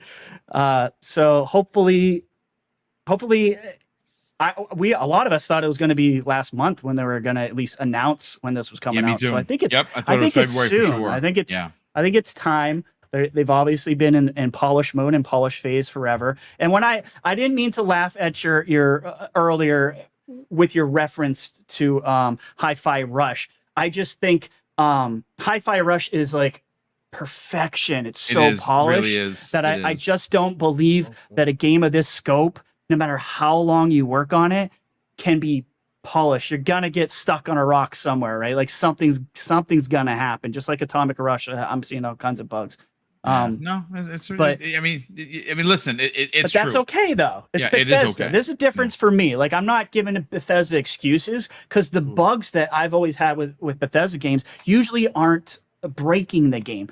Right. That's when I get annoyed. If it's something funny where the guy you hit a guy and he flies out of the level, into outer space. I love that. Like, yeah, he flies you into record eternity, that, you put that on into Twitter. The sun. You record exactly. That goes right onto YouTube, right? So, yeah, I'm looking forward to this game. I think it's the show is going to be mid-March, so I'm with Skullzi on this one, and let's just hope and pray it happens. Yeah, me too. Listen, folks, we got 31 minutes before we get you guys out of here. I'll talk about a story that I think I want to see more people cover. But before I get to that story, I got to thank some of the people in the super chat that dropped a couple of bucks our way to help us fund the channel. Sith Lord, who's been a channel member for 6 months, drops a $2 super chat. Thank you for the generosity, Sith Lord. He says Resident Evil 4, Street Fighter 6, and Humanity looked awesome. I can't wait. Yeah, I'm getting all of those. The Collector drops a very generous $2 super chat and says, McG, what do you use for such lustrous hair? Oh, we're talking about hair products now. He has. I mean, those locks are just gorgeous. What could you say? It's leave-in conditioner. There you go. That's the secret. That's it. I used to use Tresemme for the mohawk. Now I used Moroccan oil for it to make it stand where it stands. It literally stands at attention all by itself. FYI. So that comes the way of the. I love it. The Collector. Then we also have Kev Jr. 33 drops a very generous $10 super chat. And this is super cool. He says he's a 47-year-old gamer. He's a retired New York City police officer like myself, Brooklyn born, and you in the panel always spot on. Great analysis, energy, information, best gaming channel today. Remember, Game Fan and Next Gen Magazine. Keep up the great work. Game Fan also had amazing paper. Like it would shine as you were reading it. And thank you for your service, brother. And thank you for the very kind words. That is pretty awesome. Pragmatic Eagle, generous friend of the program, drops a $10 super chat and says, these publishers want worldwide money, but don't want to show worldwide respect. Play what you want, but the message is that this BS is okay, and you continue to support those publishers. I mean, listen, yeah, spend your money where you want to spend. But yeah, Square just does some things, man. It's just frustrating as a company. And when they say things like that, wow, hard to get behind a company that says things that single out an entire race. I don't know, man. I just when you see that kind of stuff, it's cringe. But more importantly, more than anything, it's sad. It is sad that ideology, that kind of thinking. This is why racism is never going to go away, because of this kind of rhetoric. Don't do that, man. People, at the end of the day, are people. We all bleed. We all use the bathroom the same way. Your skin color shouldn't matter. Your sexual orientation, your religion, none of that should matter. You should matter as a person. And how you conduct yourself around other people is incredibly important. So don't be a jerk. And I don't even know what to say about Square Enix's behavior. I feel like when they do things like this, they're basically putting the for sale sign or for close sign on the front of their offices. Like I don't understand the behavior. I mean, don't they have marketing? Like if I'm their marketing person, I'm keeping Tums next to me because I have agita each and every day. Because I'm like, my God, what are you doing? Don't speak. Let me see what you're gonna say. Write it down, and I'll make it make sense. But just don't say that. I don't know. Can I say one more thing about that? Actually, oh please. Back up? Yeah. So I think the excuse that they gave for that was they were like, it's historical accuracy. Like it's gonna take place in a Europe-based place. And I was like, first of all, if that game comes out and the country that you play that game in is called Britain or is called France, I will be shocked. I'll be absolutely 100% floored. So as soon as you start calling your country, some fantasy, like Final Fantasy nonsense, you can just make it whatever you want. Also, it's like if you're going for historical accuracy, like so little of what you're showing in the trailer. Like you got people riding around on chocobos, you got people summoning aeons, you got people flying around like they got There's nothing historical accurate Dark accurate Age about it. like jetpacks and stuff. Like Your world, yeah. Like I what a love when weak Napoleon excuse. rode his They're jetpack like during- you're not during allowed the to be in invasion. this new Final Fantasy game unless you look like this. It's dumb. It's Right? it's Alexander it's a the dumb Great with ideology. jetpacks. It is. Unless you it's look just- like Jesus with beautiful long locks. Oh my God! Listen, the super chat comes in from Pixelbit G, generous friend of the program, good friend, great friend of the program. He says right now Starfield is #1 on Steam. Like right now, that's not a surprise. But listen, let's move on to the last topic of the show, folks. This one excites me as a fan because we as a fan base that has access to something as industry changing as Game Pass or Xbox Game Pass. Some may say that we don't, or we're spit spoiled, right? Like we don't really, like I talk about Game Pass, and again, folks, Microsoft barely knows who I am. Yes, I have connections in Microsoft, not as big as you would imagine. I wish they were bigger. I wanted to work for them at one point. That just never happened. It's fine. I'm just doing podcasting. I'm okay with it. But I have been a champion of Xbox Game Pass for its ideology. I'm very transparent. You guys know that I'm a retired New York City police officer. I come from extremely humble beginnings. I grew up in a housing development, which is known as the projects, when I was a kid, until my dad made enough money to buy a co-op, and he did that by working hard and putting his nose to the grindstone, making sure he could provide for his family.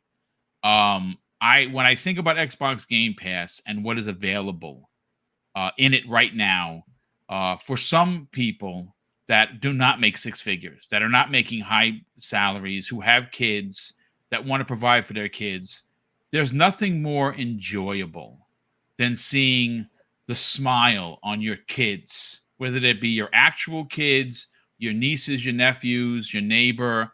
There's something magical about gaming. And what Microsoft and what Xbox does, and you'll never hear me not say this, is allow for every financial station to be a part of the conversation. That is very hard to do in the world that we're currently living in. And they figured out a way to do it. They figured out a way to make it profitable for the company and for their investors. And they're continuing to add to the conversation. Obviously, the family plan is coming. It is now launching here, there, and everywhere. It'll eventually get here.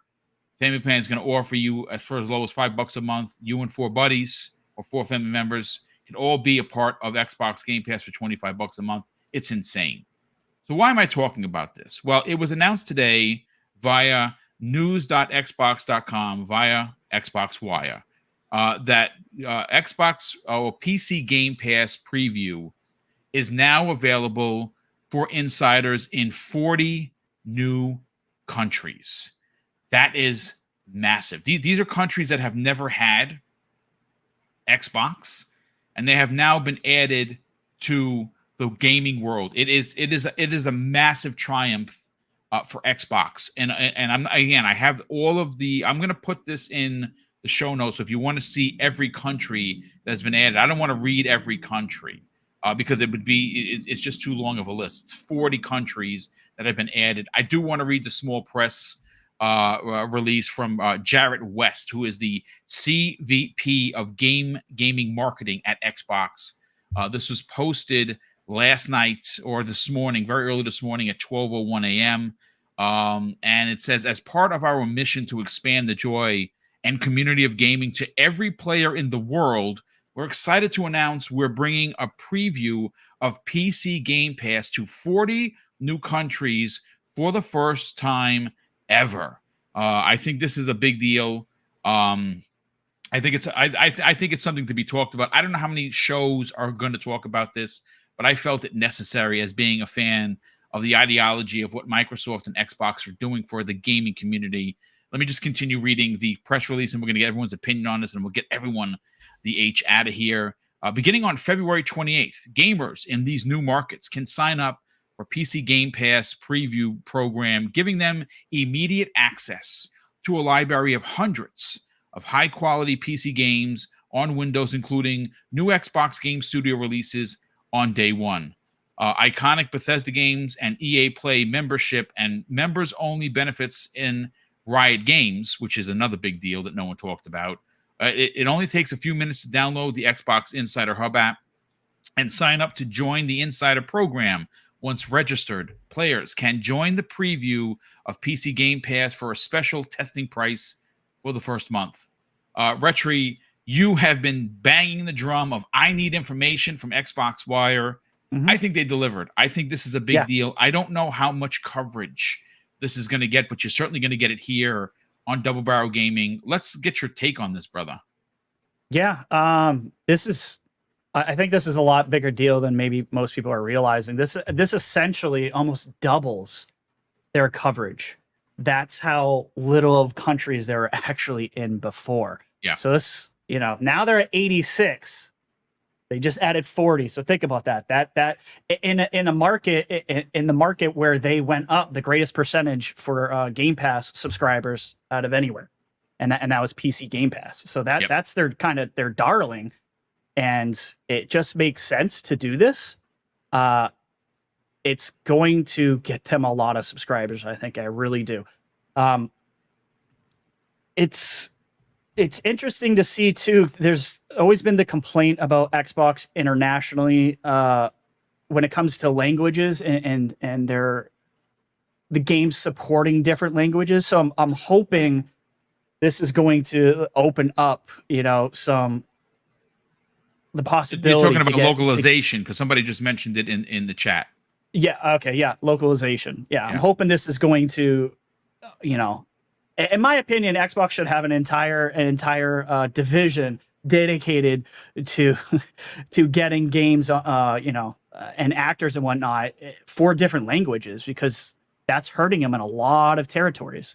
So hopefully this is part of that initiative. I do believe this news actually, it might be timely. I'm going kind of conspiracy mode here, but put on your tinfoil cap. Let's go tinfoil cap here. Yeah, I think they don't announce something like this unless they feel very, very positive and good about what is going on with ABK. Yep, there you go. Knock it out of the park, brother. That's what I'm talking about. I know. Maybe that's weird. Maybe it's a stretch. Maybe it is. But my mind started going like, I feel like Xbox has been very subdued in the things that they want to announce and things that I feel like they want to say, but they're so afraid to say to piss off regulators and make them look like their gaming market is looking good in any fashion. So. I mean, we just saw what Brad did, right? He just went to Europe and showed a chart of an 80%, 20% on the console market. It's a friggin' monopoly. It's a monopoly in Europe. And those numbers, Retri, come directly from the CMA. Right. Those are the CMA numbers. It's excluding Nintendo. We know that. That's their wording, dude. That's on the CMA, dude. Hey, look, when you set it up, when you set that up, like they took that information and said, fine. Now it looks worse. All right. Now it looks worse. So you didn't help yourselves there, CMA. You actually kind of shot yourself in the foot if you were trying to make a point there. So I'm excited about this. I hope a lot of people are excited about this. I use PC Game Pass a lot, as I also use the console, but this is great. I mean, it's going into territories that I wasn't sure they were ever going to touch. So I think it's a positive thing, and I hope they continue doing this, because being in 86 countries for PC Game Pass, it is a big deal. So hopefully they keep pushing forward and keep it up, because that's where they're growing the most. So they're not stagnant whatsoever, and they're not going to be stagnant in that division for a while. So we'll see. What happens. It's just another I guess page for the file, if you will, to make it a complete package. The GeForce Now edition is monstrous. Getting Nintendo to have ABK games is a really big deal. I know people are like, well, yeah, the Switch sucks. It can't even barely run at 720p. You know what? Let me tell you something. Microsoft knows exactly what their next console looks like. That's why they announced it, because the next console is going to be as powerful as a Series S, regardless of who's making it. Nintendo, listen, you don't have to like their hardware, but damn, they know what they're doing. They really know what they're doing. You ever watch Smash Brothers? I watched it all weekend because that's all my nephew Tyler plays. And some of the graphics were just, I was like, I'm shocked. Like, I'm shocked how great this game looks. I mean, it's amazing. Mario Kart is another game. He plays here, there, and everywhere. And you look at that game, you're like, I understand this should be running at 60. It should be running at 120 frames. But my God, it looks great. The game is old as H, and it looks freaking fantastic. But good stuff. Skullzi, let's get you in on the conversation. You, like myself, have an affinity for others playing games. Games really do such an amazing thing, more than they're given credit for. Especially in a world where, mental illness is a thing, right? We hear it, see it. If people don't want to talk about it as much as they should. And that's why, unfortunately, we have things happen, especially in the younger generation. Gaming, when it's at its purest, is so amazing to watch happening, especially when you see stories like just recently, a couple got married, they got engaged, and they met over Sea of Thieves. Like, I'm getting goosebumps just talking about that. Like, I mean, I may be a nerd, I may be just a knucklehead, but I love those kind of stories. And that's what gaming is. And seeing this kind of value come to these kind of countries in a time where everything is so goddamn expensive, I think this is huge. What are your thoughts on this, man?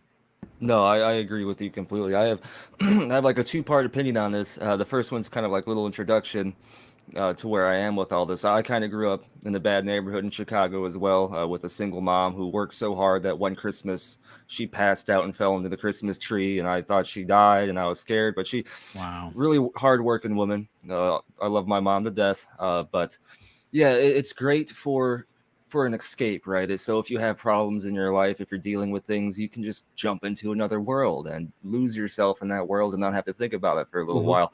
But also, I grew up on a block, St. Kilpatrick, where there's all sorts of different people from all sorts of different races and nationalities.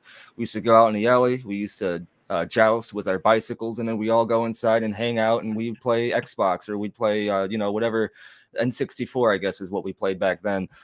So gaming brought us all together, and we didn't care about skin color, we didn't care about religion. We were all gamers, we were all friends, and it was just such a great memory to have coming together and playing these games. And I feel like Xbox opening up Game Pass to more countries is an expansion of that, an extension of that same thing, because gaming is a wonderful thing. We live in an amazing time period right now to where we can play games like this, to where there's not only a handful of awesome games, but hundreds of awesome games, with more coming out all the time. So this is amazing for the gaming community, for inclusion, bringing this to new people, and also from a business perspective, this is very smart for Microsoft and Xbox, because one of their main limiting factors is that they don't have as much control is not the right word, but they don't have as much of a foothold. Reach internationally, yes, with a lot of other countries. Sony, I've been to countries that barely have infrastructure for roads, but you'll find PS2s in their houses. So like, Sony is everywhere. Microsoft just now Xbox just now trying to reach those audiences, those demographics, by expanding Game Pass is an amazing business move. And I hope that this is like this is going to be something we're going to continue to see. I hope they can put more marketing internationally. I hope they can try to find more ways to bring Xbox and these gaming experiences to new people in new countries. It's amazing. It's a great thing. And I agree with Retri that not enough people are talking about this. I think a lot of people are seeing that headline and are like, oh, cool, more countries, nice. But no, it's deeper than that. It is a big deal. This is a big deal. And, props to Microsoft for doing this, because I don't know how profitable it's even going to be for them immediately. Sure, it'll eventually be profitable, but I'm sure this is costing them more money to expand in this way than they're getting back. And they're doing it so they can expand their community. And I love it. I just absolutely love it. Yeah, me too. I love to see these kind of stories. I hate that this is not the press isn't running away with this. It is a much bigger deal. And because of the significance of it, being in regions that have never had Xbox, bringing in an affordability to gaming, unlike anyone else is doing. I'm sorry that it doesn't get more traction. That's why I wanted to specifically talk about it here on this show. Steel, let's get your opinion on this, brother. This is, Retri said that right now Xbox is available in 86 locations. They just nearly doubled it by adding 40 new countries. Mm-hmm. How big of a deal is this? I mean, I know ultimately it's a business and they're going to make money and their investors are going to be happy. And, gaming makes money, but this is a big deal, dude. Yeah, I mean, to me, this is something that I always speak to because, right, ever since that Phil mentioned the whole spiel about reaching 3 billion gamers, we've all pondered on how he was going to end up accomplishing that. And a lot of us kind of know it. He's talking about mobile. He's talking about doing all these things that a lot of us don't particularly like because we feel like it may take away from our core experiences. I don't personally feel that way. And I think that Microsoft, again, is for the first time in a while, is directly on the pulse of what is needed for the gaming industry moving forward. And it only makes sense for them to continue to expand out. And the fact that 40 countries out of nowhere. I mean, again, anybody could play that off like, oh man, whatever. But this is unprecedented, man. Like this is signifying that they have literally are garnering and not giving more reach than any other generation previously, and want to make sure that people have access across the world. Again, I mean, we're still struggling with internet infrastructure, right? And as that progresses, it only makes sense that people like a Microsoft ends up expanding that out because other companies can't necessarily do that very same thing, especially at the quality games that are being presented now. And I get, guys, like, whether you want to believe this or not, there's people still in our own country who don't have the opportunity to play games as we play them, right? They're not playing the newest titles. They're still coming off of the Xbox 360, just maybe got an Xbox One. And I know that's kind of crazy for people to imagine, but that's the reality of life currently, right? Everybody's going through their own tumultuous situation. The country itself is in a very kind of wishy-washy place. We don't know where it's going to go. Hopefully everything continues to go well, or gets better, I should say, more so. And I think this is a perfect opportunity, no matter how you want to cut the pie on this, or slice the cake, whatever saying you want to use, as much as it may be for money.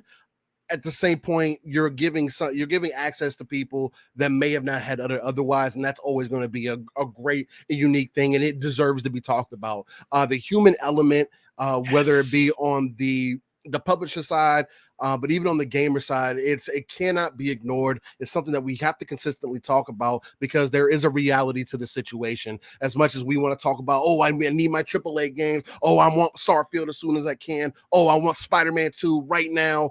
At the end of the day, this whole push that Microsoft has started, especially with Game Pass and everything since 2017, has been for access. And this is a perfect note to signify to people, hey, we're telling you, as much as the FTC and these other regulatory bodies don't want to believe us, we are telling you again, we are trying to give more people opportunity. So yeah. That's good stuff. And again, not to bring it back up, but it does make Andy's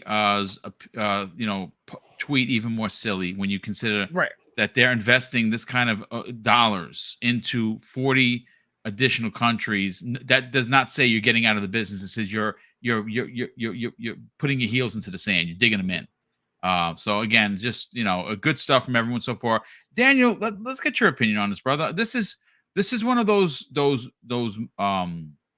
moments in gaming that may go off of like a whimper.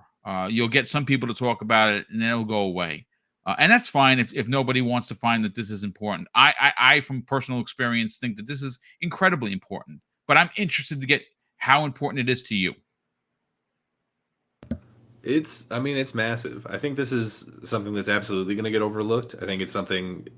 I think a lot of that is just because it's not necessarily the most exciting thing to talk about. Right. You know, a lot of the big news sites are wanting to talk about, hey, this new game got announced. Hey, this thing, you know, whatever. You know, it's not a clickable story, but it is a big deal. You know what I mean? It's not drama. I mean, adding 40 more countries is huge. It's while everyone else was talking, I was looking up the countries that the Xbox One launched in. That console apparently only launched in 13 countries. 13 countries. Yeah, dude, think about that for a second. No wonder I failed. Yeah, and then at some point in the 2014, it looks like they added like another 29. I couldn't find any other ones that they launched in after the fact, but even so, I mean, that's just over 40 countries. And now you're saying that with these new 40, I mean, I don't have the numbers. I didn't look at how many countries it was already in. I just looked at how many it just launched in. And I mean, it was 46 before the 40. So 46 plus 40. So like, yeah, Bingo. so like 86. well so over basically 80. Doubled. It's I mean, that's huge. That's huge. I was looking at the list of the countries that it was launching in, or that PC Game Pass was coming into now, and it looks like, you know, it's a lot of the world. Like it's pretty much all of Central and South America. Look at the list is staggering. It's staggering. It's Central America, it's South America, it's parts of the Middle East, it's parts of North Africa, and it's like Eastern Europe, right? And it's, you know, huge populations of people who are there, tons of people who I'm sure are playing video games. And I think that this is just a testament to the power of Game Pass, is the fact that, you know, it's this situation where trying to put together all this hardware and find ways to get it, you know, transported to those countries and released in the stores and dealing with all of the local retailers and all that stuff.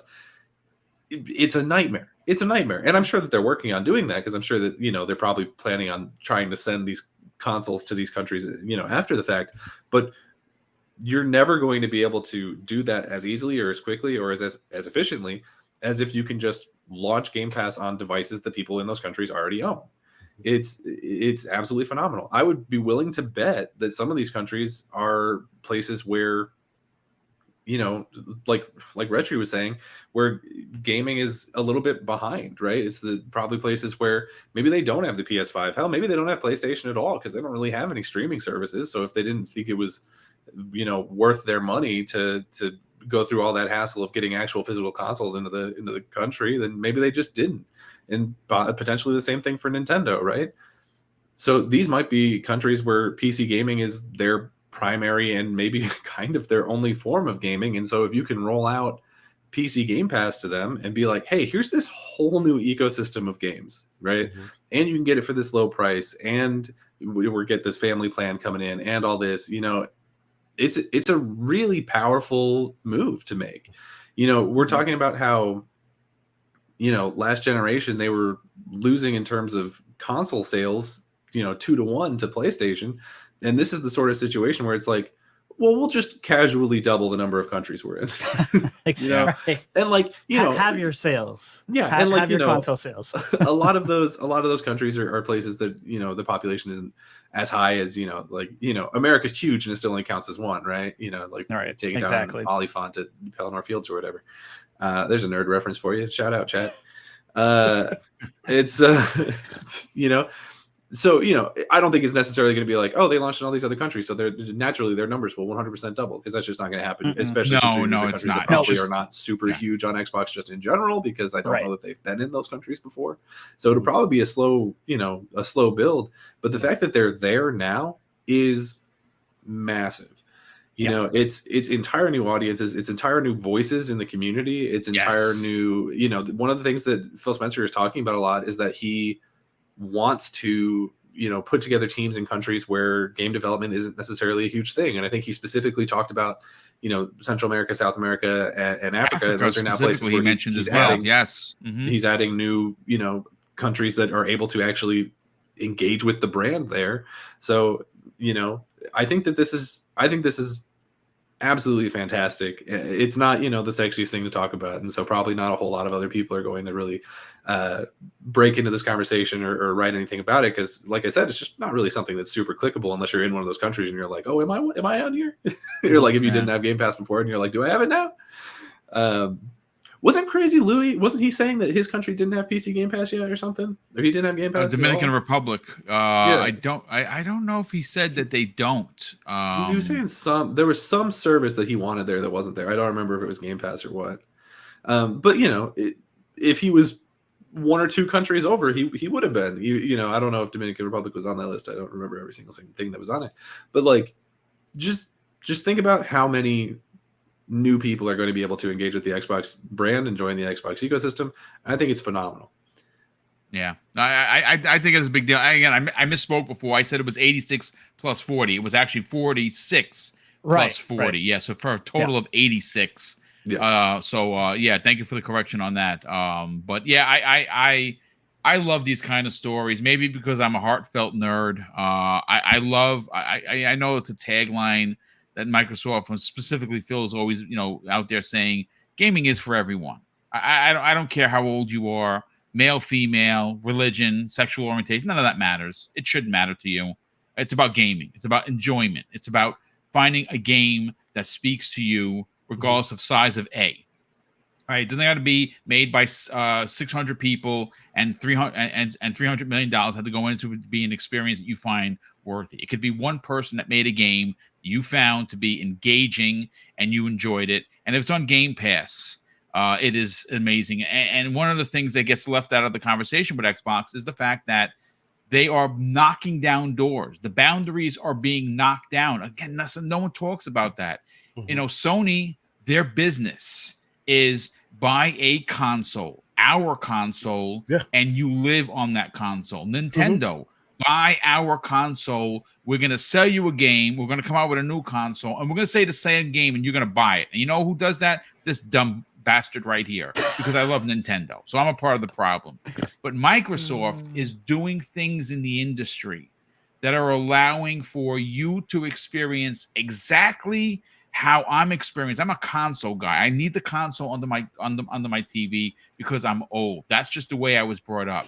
But there is different ways to play, and Microsoft is the only platform. Xbox is the only platform that allows you to play everywhere and potentially coming to toasters near you soon enough. I mean, if it has internet access, you're going to be able to play. If you have a browser, you can play Xbox Game Pass. It's crazy. And 40 additional countries that have never had Xbox before is a monster deal. Let me just catch up on the last super chats and we will get everyone on out of here. Let me get to the private chat. Thank you for putting this in, Retro. Definitely appreciate that. Highlander 001 drops an additional very generous $2 super chat and says, I want a Game Pass family plan now. Yes, so do I, because I have a couple of people that I want to add to it, and I will my nephew being one of them, a very good friend of the show that's been friends with my wife and I for decades. I want to add him to it and potentially two other people that I know that just, don't have the money for games. And I want to, listen, my Game Pass is paid up until 2025. So I'm good. But yeah, I want that soon. A lot of people are asking about Ubisoft Plus. I have no idea. We've heard rumors there's 100+ games coming with all the DLC. I want it now. You know what I'm saying? I own most of the games because I love Ubisoft. But I do. You can play Assassin's Creed for the next 30 years. Apparently. Yeah, I know. Listen, I'm gonna tell you this right now. There are two. We didn't talk about it because it doesn't have to be so much Xbox. We might be talking about it on Breakfast at Boom. I want Japan already. I want it now. I don't want to hear any excuses. But I like the ideology of the Germany aspect with the witch trials. I think that is dope. That's something we have not done before. So those are the two that most interest me. But Japan. After playing oh my God, why am I blanking the Sony game? Ghost of Tsushima. Yeah, dude, I platinumed that game. That game is a masterclass achievement from a team that I hope comes out with a sequel. I platinumed that game. That game is, oh my God, so good. And every time I played, I'm like, this could be Assassin's Creed. Why isn't this Assassin's Creed? Well, there you go. Justin drops a very generous $5 super chat, and he says, my wife and I are expecting our first kid any day. Congratulations, Justin. Nice. That is awesome. Thank you for sharing that with us. He says we both gamed 100 hours combined in Hogwarts. Yeah, dude, I am 3 days and 15 hours in that game, and I can't stop. Oh my God, it's such a life stealer. It's so good. So congratulations on that. He says combined in Hogwarts, Starfield, Redfall Day 1 for new parents. Yes, please. Yeah, I think you guys could figure it out. You know, when the baby goes to sleep, just sneak. That's what I do. Like we don't have kids, but when Mrs. Boom goes in her room and she falls asleep, games like Hogwarts wake me up. It kind of something like pushes me, nudges me. And I look at the clock and I'm like, it's 1 o'clock in the morning. I got a show tomorrow. All right, I'm going to stay up for an hour. And it wound up being 3 hours. And it's just, I love it. Yeah. I've stayed up more recently for Hogwarts than I have done in a very long time. It's because I'm just getting older, man. I'm 52, I'm 53 this year. I just can't stay up like I used to when I was a kid. Capital Dream drops a very generous $10 super chat and says Microsoft is always going to have the stigma around their company, and they're always going to be that amount of people who are going to hate anything that is connected to Microsoft, and that's that. It's a shame. Yeah, I agree. I think Microsoft has done some heinous things back in the early 80s that got them in trouble with a lot of people, a lot of boys club mentality. They're just not that company anymore. Satya Nadella has really, you can't say he's single-handedly, but he has a very, very high mark ideology on how people should be treated. And the way that he runs Microsoft now is why it's an amazing company. It's why it's in the top 10 best companies in the world to work for. And that's coming directly from Glassdoor, which is a prominent site used for judging companies. But ladies and gentlemen, that's going to do it for the Xbox Factor podcast. Let's get everyone out of here.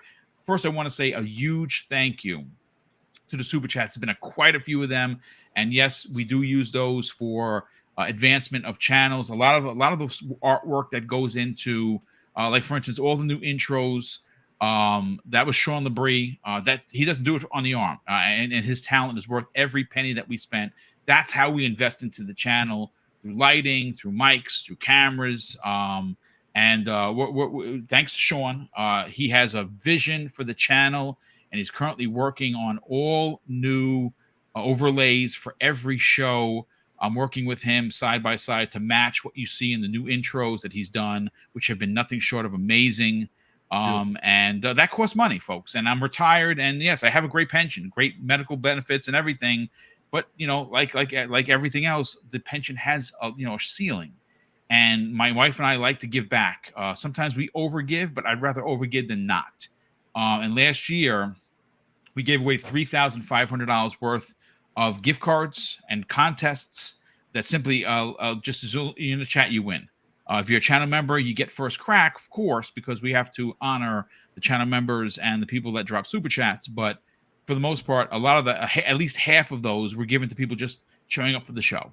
And we want to do at least that, potentially a little bit more this year. And we can't do that without this channel support. And of course, if you're new, you find the channel for the first time, please consider subscribing. We're trying to hit 12K. This has been a grassroots way of doing things. Again, we don't use hate mongering to garner clicks or likes. We just want to you come over here and hang out and enjoy the conversation. We'll start first with our guests. Skullzi TV, sell your brand, brother. Talk about where they can get the best information on everything and anything Bethesda. And more importantly, where can people reach out to you on social media? And you're also working on your own game. Talk about that. Yes, sir. Well, thank you for inviting me on again. It's always a great time. Thank you to the rest of the panel for making this an awesome conversation. And, of course, to the audience. If you're interested in Bethesda news, RPG news, and stuff like that, you can check me out on youtube.com/Skullzi, or you can look me up at Skullzi TV over on Twitter. I'm always tweeting stuff over there as well. And, yep, I'm working with the original creators of the entire Elder Scrolls franchise on a new open-world massive RPG the size of England called The Wayward Realms. You can check us out at oncelostgames.com as well, and we might have an update for you here pretty soon also. Oh, nice, so nice. Thank you again. Well, we'll definitely get you on. We'll make it one of the topics. When you got some information, you just let me know. We'll get you on. We'll talk about it, get people aware of it, because, if you didn't know, a lot of the development community that are part of this game were ex-Bethesda developers. That is a big deal. And we know those developers have passion And speaking of passion, there's no bigger passion than Steel Reign of Living Split Screen. Talk about your show each and every Saturday, 4-hour show with Pong Soul, your brother from another. Sell your brand, brother. Talk about where they can subscribe and get you guys past 1K. And more importantly, reach out to you on social media. Absolutely, Boom. Thank you for having me on again. And yes, ladies and gentlemen, I make it real easy for everybody. It's Steel Reign, the T is a 7. You can type it in Google. It's really easy, and it'll come up with all the links. If not, I frequent the streets of Twitter, can't talk for whatever, and the Xbox ecosystem mainly, just because they've made it so easy to kind of be in and out whenever I need to be. And again, until Sony gives me a reason to invest, I'll continue to say that until they release factions information, just to be petty. But other than that, every Saturday morning, 9 a.m. Central, 10 a.m. Eastern, and 3 p.m. UK time, I host a non-console centric platform, my brother from another, Pong Soul, where we take that RTS approach. That's real-time strategy. We pull ourselves out of the world, look at the darker crevices of the map. We pull those resources together so we can build up that foundation to reach those 3 billion gamers that Phil Spencer always talks about. Boom. Again, it was an absolute pleasure to be on here rocking with you guys. Look, chat, y'all were on fire, having great conversation. That's the other beautiful part about this whole podcasting thing. And hopefully you guys have a fantastic rest of your day. Stay safe. And we'll see you next time. Much love. Thank you, brother. Definitely appreciate that. Retri, sell your brand, Game Pass _daily. The best place for everything and anything Game Pass related. You do regular videos. You drop YouTube shorts. Where could people subscribe to your YouTube channel, help you get past 1K, and more importantly, reach out to you on social media?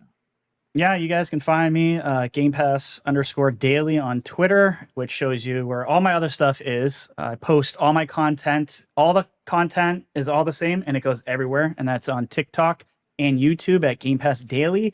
And of course, we got the new podcast that I'm doing with Web Dave, and that is Gamers Council, and that is 7 p.m. on Sundays. We try to get the community directly involved, meaning the chat can absolutely control what we talk about. And I dropped the link to that in the chat as well if you guys want to join us. And I will drop another link in there in a second to our Discord channel, where we are gaming with the community, and we are having a ton of fun. So if you guys don't have enough friends or whatever it is, if you want to join us and have some fun and game with us, then you should definitely join the Discord, and I'll drop that in the chat.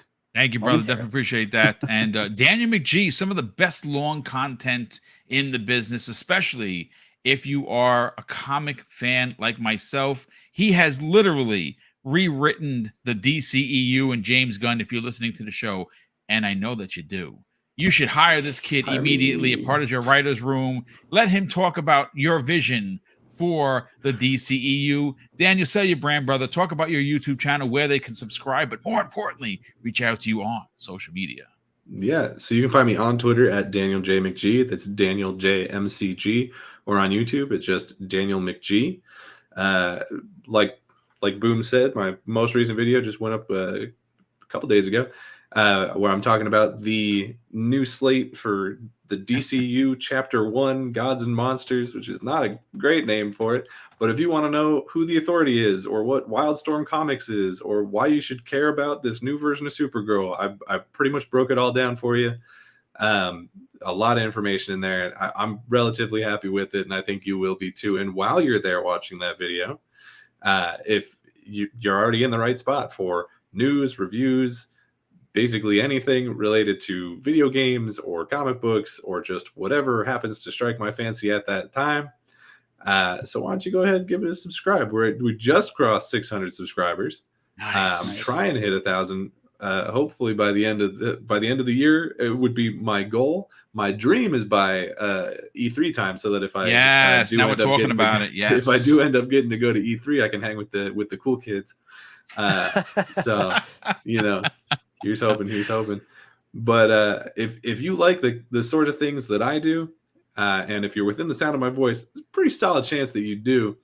I've got something for you over on the channel. So. Love it, brother. Yeah, listen, again, I got to say this, folks. Every one of their links are in the show notes. All you got to do is click twice. Boom, click on it, click sub. I want you to understand, yes, Mrs. Boom and I, we're almost at 12K. It took a long time to get here. 5 years, over 5 years to get here. Some people do it quick. Some people do it slower. I'm not in a race with anyone. We just want to provide good content. But my point is the satisfaction of a content creator when you get to that 1K is unlike anything you could possibly imagine. And if you are not a content creator, I advise you, if you trust me, and I think that you do because you come back each and every week, subscribe to everyone here. Please help them get to that 1K and beyond. It is a big, big deal. It is something that we all strive for because it is it's a notch in the belt for you as a creator that you have been acknowledged by 1,000 people to say your content is worth YouTube considering you partnered. It's a big deal. So if you trust me, and I think that you do, subscribe to everyone here. Let's get everyone past 1K that is putting out quality content like Steel Rain, like Retry, like Daniel. I mean, Skullzi TV has done it time and time again. Please subscribe. All of their information is in the show notes. Tell them that Boom sent you. And of course, I'm going to close out the show with something that's important to me. Hopefully one day, folks, it'll be important to you. That's something that my dad said when we were kids. And he would say, Craig, treat others how you want to be treated. And also, it doesn't cost anything to be nice. You live by those rules, son. I can guarantee you're going to have an awesome day. So take care, everyone. And we'll see you next week on the newest episode, the Xbox Factor Podcast.